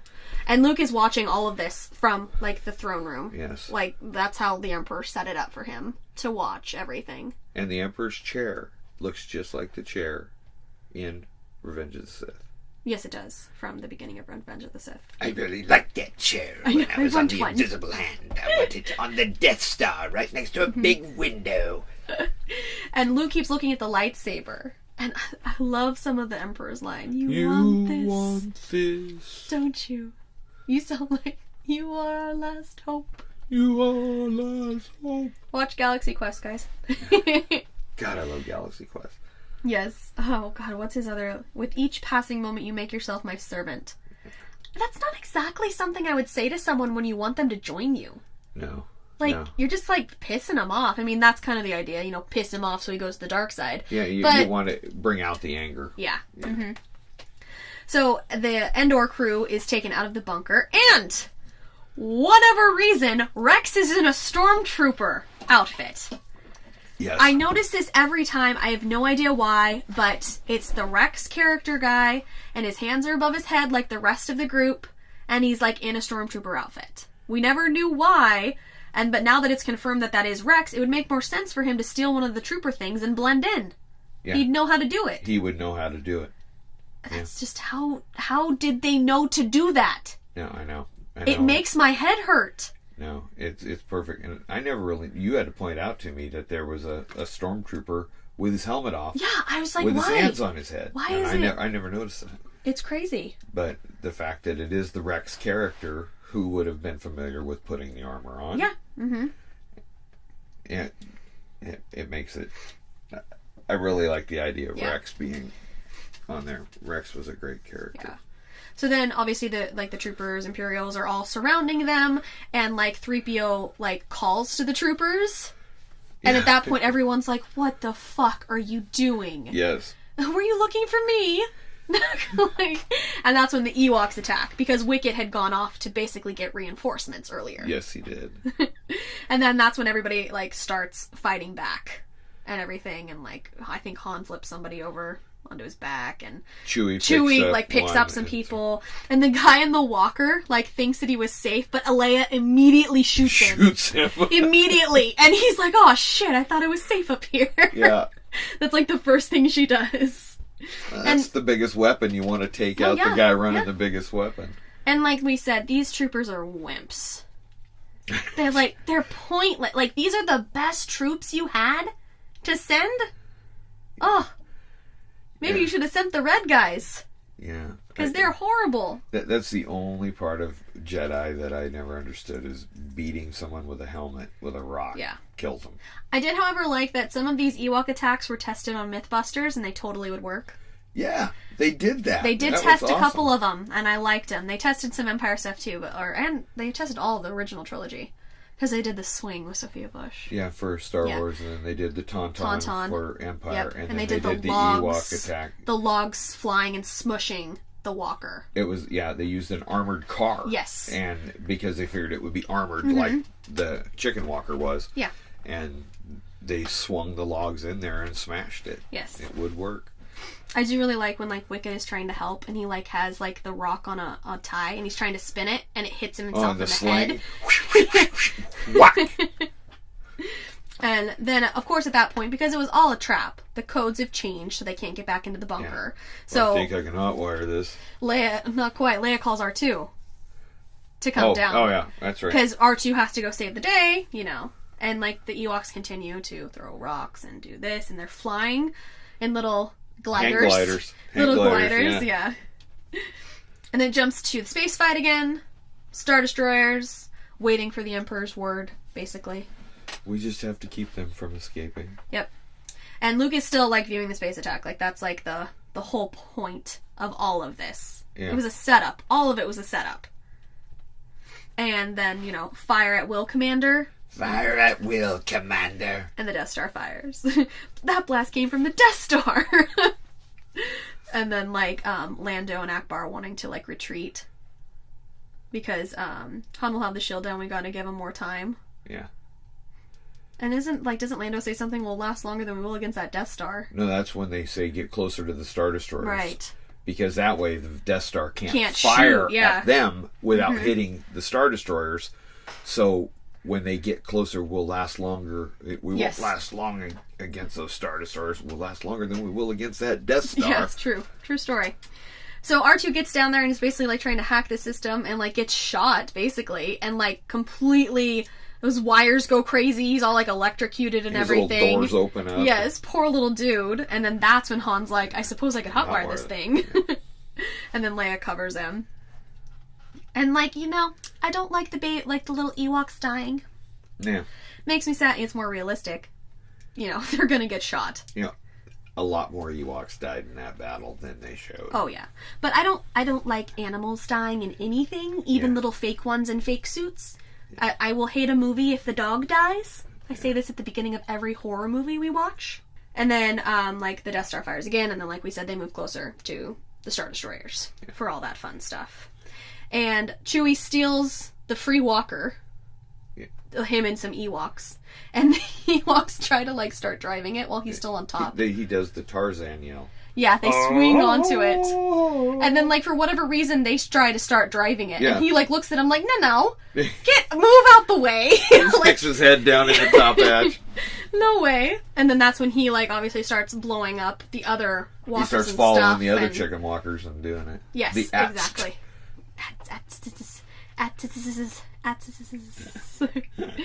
Let's see. We had, like, the log smashing the walkers, like, rolling down the hill, and the one, like, tripping, basically, and falling over. And then they tried to trip it with a vine. And it drags the Ewoks. Yes, because they don't weigh much. It starts off small, and then it works up to the bam, smashing. They were testing stuff. And then so Han is hot wiring it. I think I got it. And then it seals. The outer blast door shuts. And Leia's arm gets shot, and this is like when Han accidentally grabs her boob. But if you watch carefully, there's actually a spark on her poncho.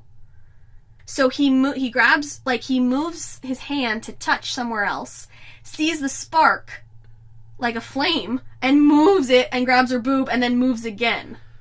It's like a practical effect went a little wrong because he didn't want to touch the flame. But in turn, he grabs her boob. Yes. But then he does correct himself rather quickly. I always liked that. I was wondering when the special edition came out if they would take that out of there. Nope, they never did. He does honk her boob. Mm-hmm. Never did. But then the trooper comes up behind Leia, and Han has blood on his fingers. I've noticed so much more blood in Star Wars the last couple years than I ever did. And Leia already has her gun ready. And then that's when we get to reverse the I love you. I know. And then that's when Leia shoots the trooper. It's a fantastic scene. Yeah, it's good.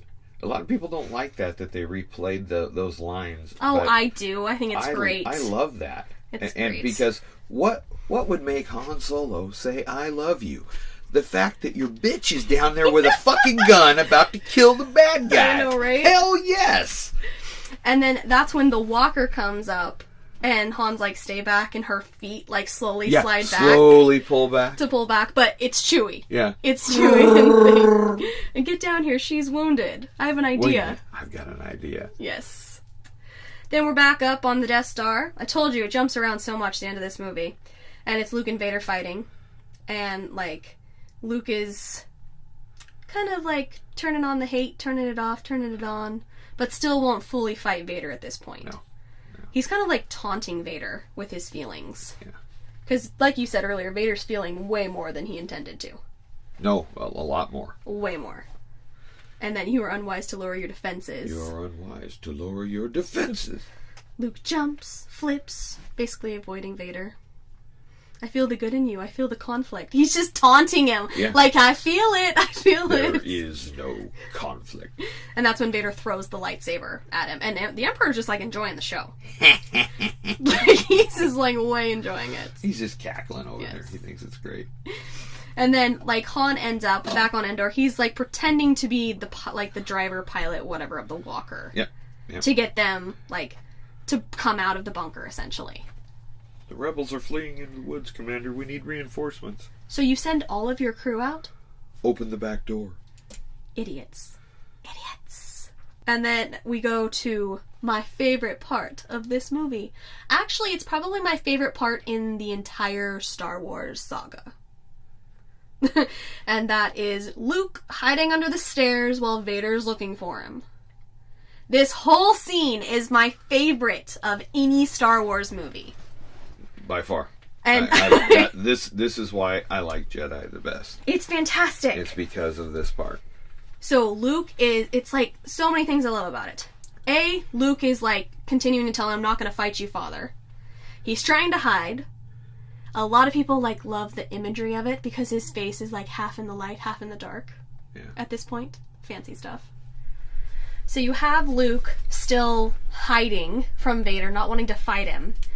But then you have the expressions on Mark Hamill's face, trying not to think of the stuff that he knows he shouldn't think of. And his eyes flutter. His eyes flutter, like, it's like probably Mark Hamill's like best scene. I just love this scene so much because you can totally tell in his mind is like, don't think, don't do, don't. And that's when Vader knows what he's saying. Your thoughts betray you, especially for your sister. You have a twin sister. Obi-Wan was wise to hide her from me. Now his failure is complete. And Luke's, like, the disappointment on his face that he, like, outed Leia. If you will not turn to the dark side, perhaps she will. And that was the incorrect thing to say because Luke goes fucking apeshit. Yep.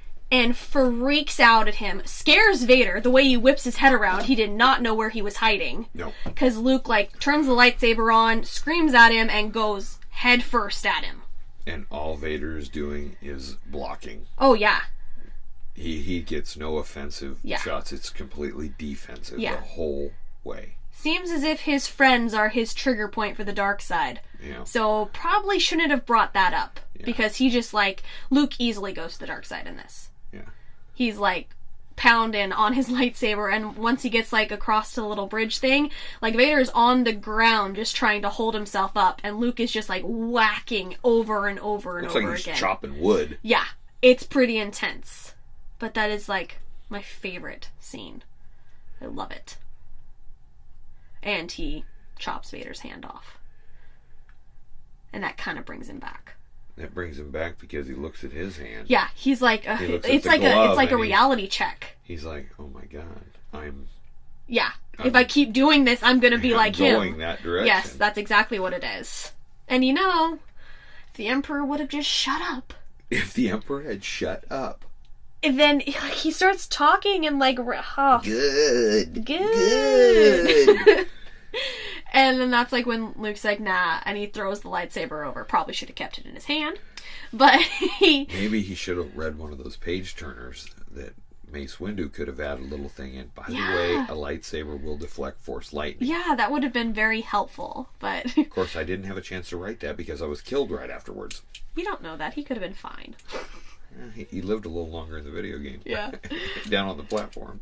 But Luke is just, I'm a Jedi like my father before me. And that pisses the Emperor off. His face be it. Jedi. And the way he just says Jedi. Yeah. Jedi. It's so bitter. Yeah. And then we're back down in Endor. Han running away from the bunker as it explodes. Yeah. Not quite sure he got way far enough. Well, I know, he shows him running. He's not that far away. And all then of a sudden you see this nuclear explosion go up. But that was the back entrance, so it probably went down the channel and it blew up bigger. And the shields are down for the space fight, which is what was the whole purpose. Yes. And then you get to another one of my favorite parts, was like, you know, if you will not be turned, then you will be destroyed. And that's when, like, the Force lightning starts for Luke. And, like, Vader essentially watching. And this is another great acting through the mask, because there's so much emotion. Yeah. There needs to be flashbacks there. I think there needs to be flashbacks there. I may or not have edited a flashback sequence when I was, like, in middle school to put flashbacks there. And it may or may not have been really good. It needs to be a, like, Cassie edit of that movie. Because I love it so much with flashbacks. But I thought it was perfect. But you can just see, like, different, like, thoughts flickering across. Even with, like, the reflection of the lightning going across the mask. Yeah. And, like, you know, Luke's all like, Father, please. Yeah. And his teeth are lighting up. Yeah. The roof, you see the roof of his mouth all lightning. Oh my god. And then, and now, young Skywalker, you will die. You keep sounding like... You keep sounding like Galaxy Quest tonight. I don't know, maybe my voices are off tonight. Oh no. Maybe we should have a vodka martini, shaken, not stirred. Okay. I gotta get back into my... Yeah, there you go. That's okay. That's Han Solo's dad, so we're good. That's right. It's connected. We named the dog Indiana. So, like, Vader is, like, watching again. And then it depends on which version, like, you're watching. If he says no. No. I don't like the nose. I think it was perfectly acceptable without the nose. Yeah. But he picks the Emperor up and throws him down the chute. I like one no. I think one no is fine. Yeah. But the no, it's not necessary. You're bringing it back to the... Revenge of the Sith. Yeah. No! Yeah. I think, like, one little no, and then dump him over the edge. Yeah. And Luke's still, kind of not thawing out, cooling down from the lightning, and he's like, whoa, wait, what just happened?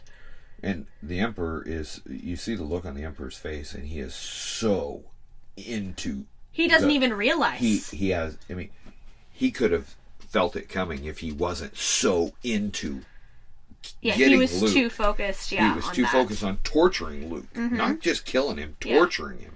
Yeah. And that's how he got the surprise. Yeah. Because if he would have been more focused, he probably would have known the minute Vader looked down at Luke. Yeah. He's, like, feeling way too much stuff. There was no way he was going to stand there and watch him get barbecued. Yeah. Yeah. So, he was too... Hate's bad. Hate's a path to the dark side. And apparently it's a path to a hole in the Death Star. Don't know why it's there, as in most sci-fi things. The never-ending pit. Yes. So, flying the Falcon and other ships into the Death Star. No thank you. Way too big of a ship.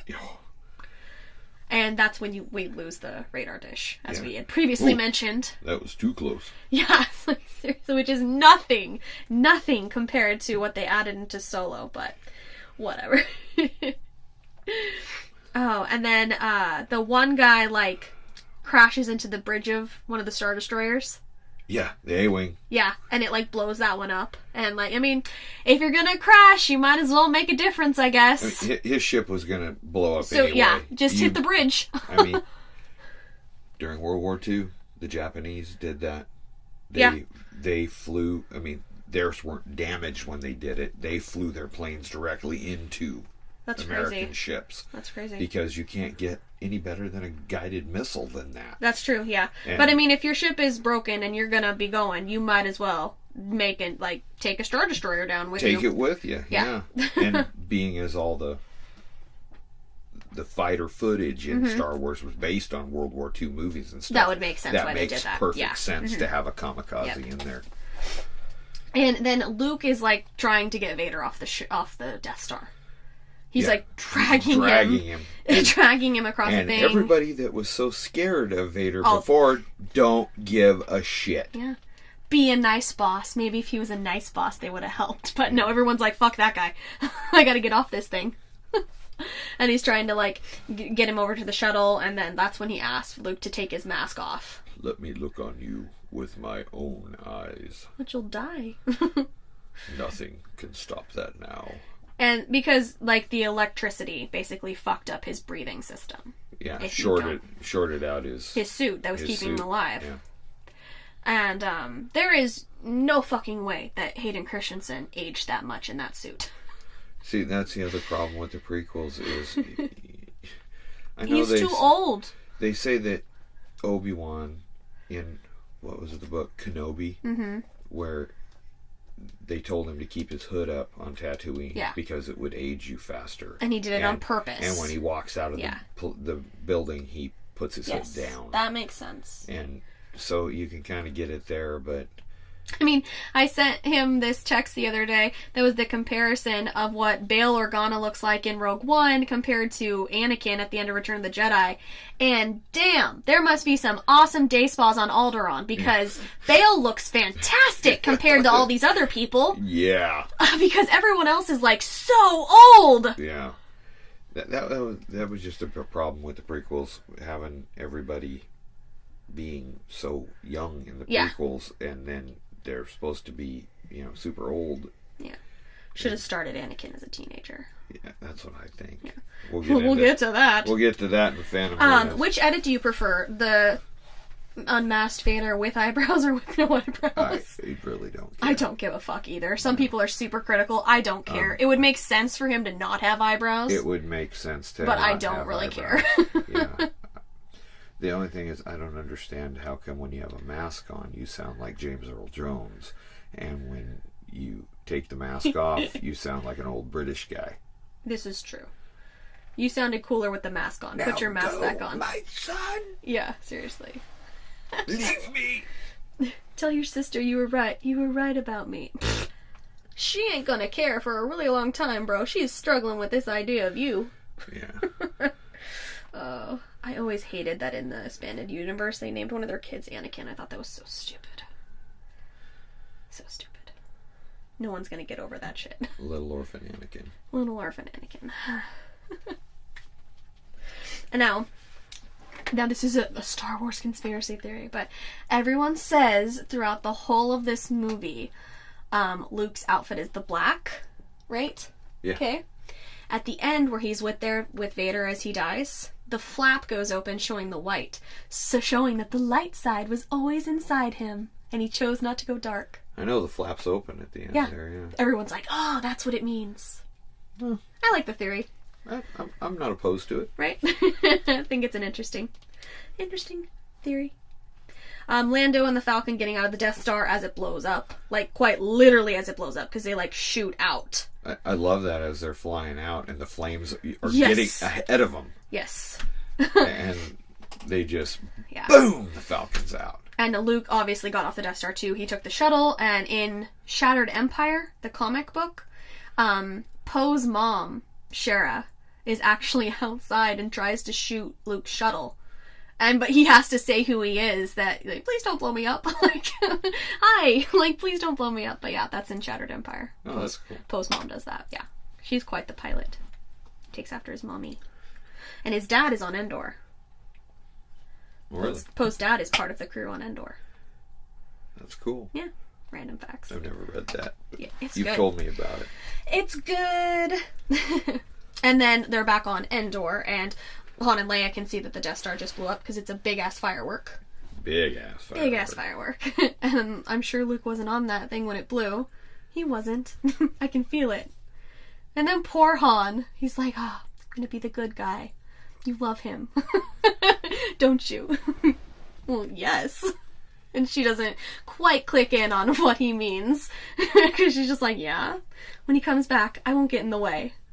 And then that's when it, like, dawns on her. I love this whole interaction. They're both great. Yeah. And then, like, you know, he's my brother. And that's when he goes through a phase of, oh my god, I got the girl. And then, like, wait, didn't they, like, make out in front of me on Hoth? That's the two phases of Han Solo's facial expressions during this moment. Yeah. But I do like, oh, I got the girl? I've seen the future. You don't want the girl. Just don't breed. Yeah. You keep the girl. Keep the girl. Don't breed. Or if you do breed, have a pair of twins. Or maybe don't have a pair of twins because one of them wasn't good. We go to burning of Vader's body. That suit would take about 6 years to burn. Yeah. In a fire pit. Yeah. Like, holy crap. Which I find that... fire. I find that funny. Like, they connected it obviously in the prequels. Yeah. But, like, would Luke necessarily have known that Jedis did that? You know what I mean? It's just, I mean, obviously they did that with, like, Qui-Gon and things like that. Yeah. It would be, like, that connection, but... Or did he just decide to do that? It's hard to tell. Yeah. I mean, that was the first Jedi that we'd seen actually die. With a body. With a body. Yeah, everybody else poofed. Yeah, everybody else poofed out. Yep. So, at that point, you know, it's just, they're cremating him. But yes. It's going to take a while to melt that suit.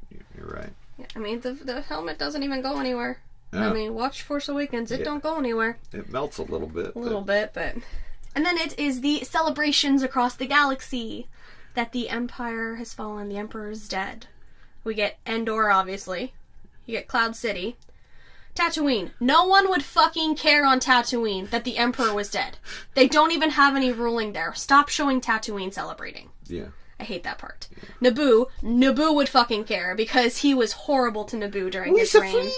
Yeah, Jar Jar. Oh my god, did you hear that story recently that the guy that played Jar Jar was, like, suicidal after Phantom Menace came out? Ahmad Best? He was recently, like, he did this interview recently, and it's really heartbreaking because Star Wars fans can be assholes. Yeah, they can. And then they also show Coruscant, and Coruscant would care as well. Yeah. All the planets they show would care except for Tatooine. Tatooine don't give a fuck. But I miss Yub Nub. The ending song, yes. They switched it in the Ewok village, which it was originally an Ewok song. Yes. Yub-nub. Yubnub, Chico Canola, Gobi Kakanami, Amia Piua. I don't know if those are the words, but that's the way I sing them. And now it's like the celebration song and all that. And everyone is dancing. Admiral Akbar's dancing. Chewie's dancing. Like, Wedge. you know, Wedge is like Wedge is there.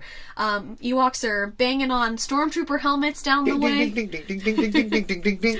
Han and Lando like hug after they meet up, and Lando is telling the story about like how it shot out.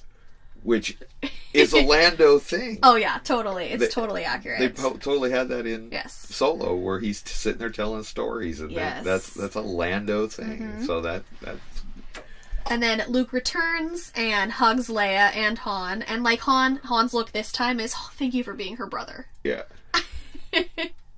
And then it's like Han and Leia cuteness and just everyone like celebrating and all that jazz. And then that's when Luke kind of steps aside and sees the Force Ghosts.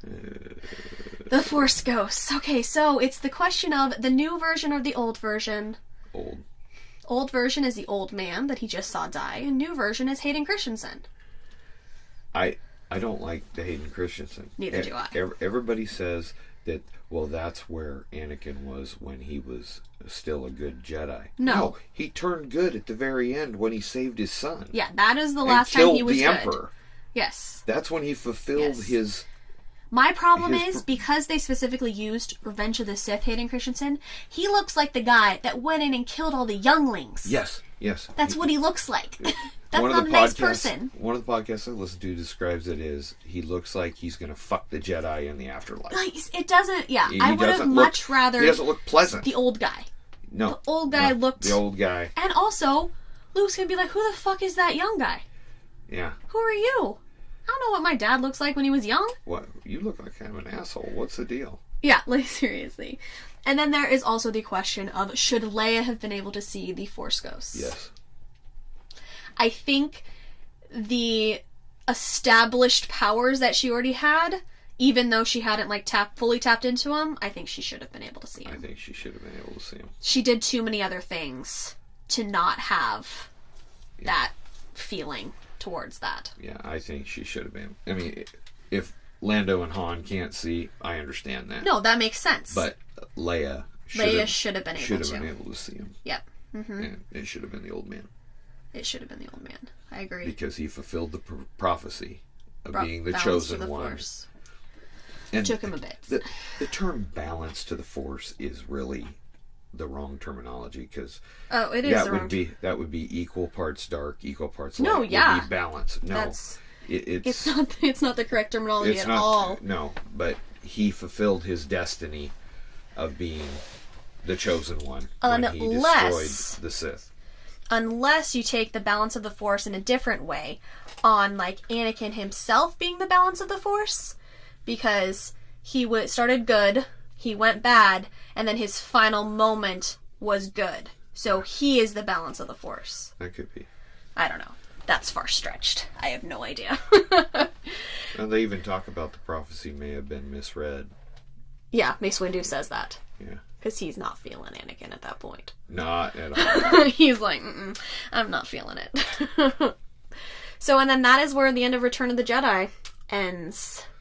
Some people say that's where the series ends. Other people go with Expanded Universe or continue on to Force Awakens. I read Aftermath, and it was good. I haven't read Aftermath. It was the trilogy of books. But that is tied into Force Awakens, so. Yeah, that's tied into the Disney stuff. Yeah, it is. Mm-hmm. And I mean, it was good. You end up meeting Snap Wexley, who is in Force Awakens. Yeah, I like to take the same guy that's also in Star Trek Beyond. I know, because he's friends with J.J. Abrams. Exactly. I like to take pieces of everything and create my own little favorite universe. You know, I'll take this part and this part. Like, let's merge a universe where Rey, that I have no last name, Rey no name, can be friends with Jaina Solo. Let's do that. She doesn't have any family, so maybe she's Solo. Dun, dun, dun. That's what it's going to be. That's going to be the next thing. She's going to take the name Solo. Yep, that will happen in the next one. There you go. Do we have anything else to cover on Return of the Jedi? When it first came out, all the posters said Revenge of the Jedi. Yes, good point. But Jedis don't get revenge. Yeah, and what is interesting about that is right around the same time, a Star Trek movie came out called The Wrath of Khan. That was originally supposed to be called The Revenge of Khan. Did they change it because of Star Wars? Because Star Wars is doing Revenge of the Jedi. Wrath of Khan sounds better.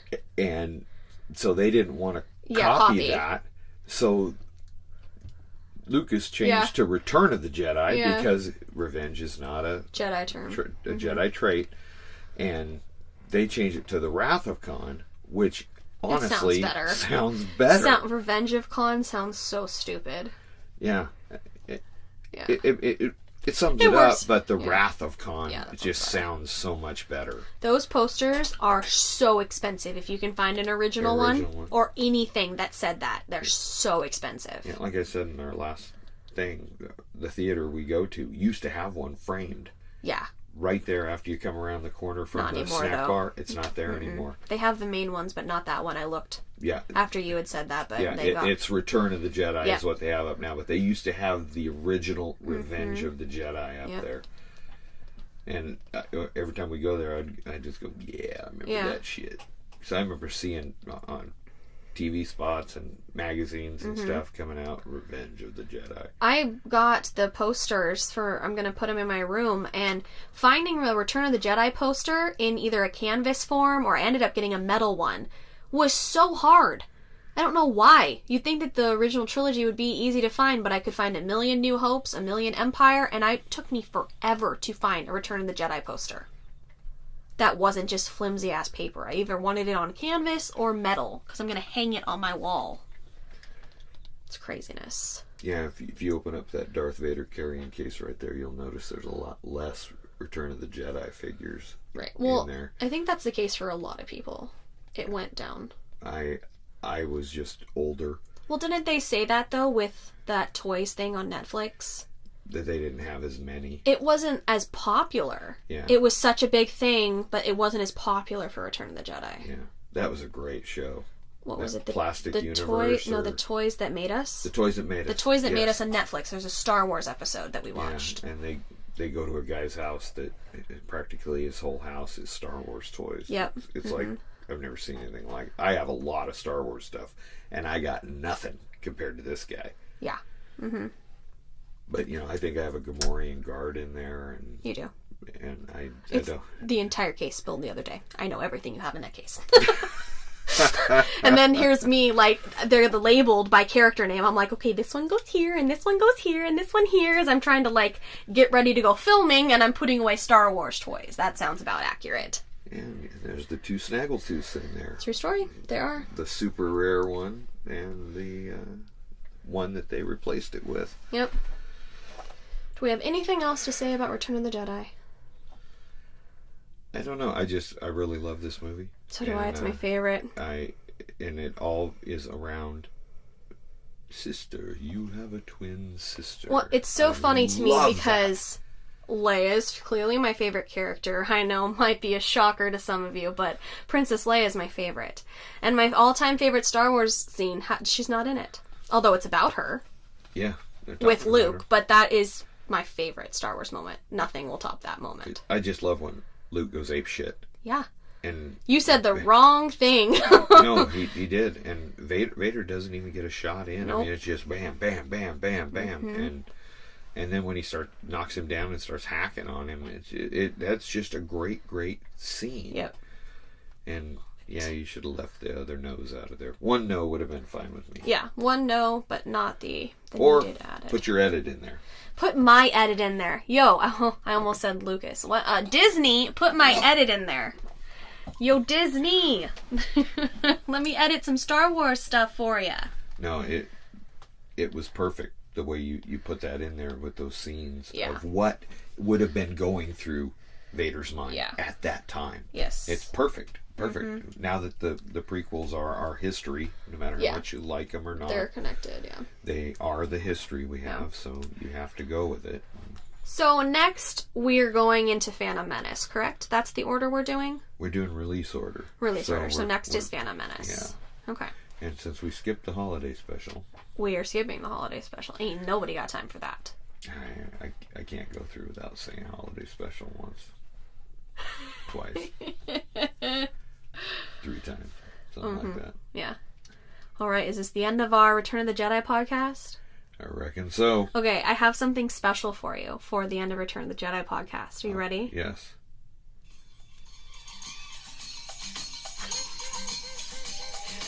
Come on, it's so fitting!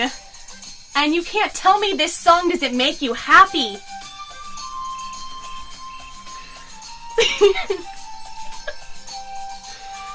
I love this song! Alright guys, as usual, thank you so much for listening to this episode. The next time we do a Star Wars episode, it will be Phantom Menace. Thank you, Dad, for joining me. No problemo. Alright guys, we will catch you in the next episode. Later. Bye!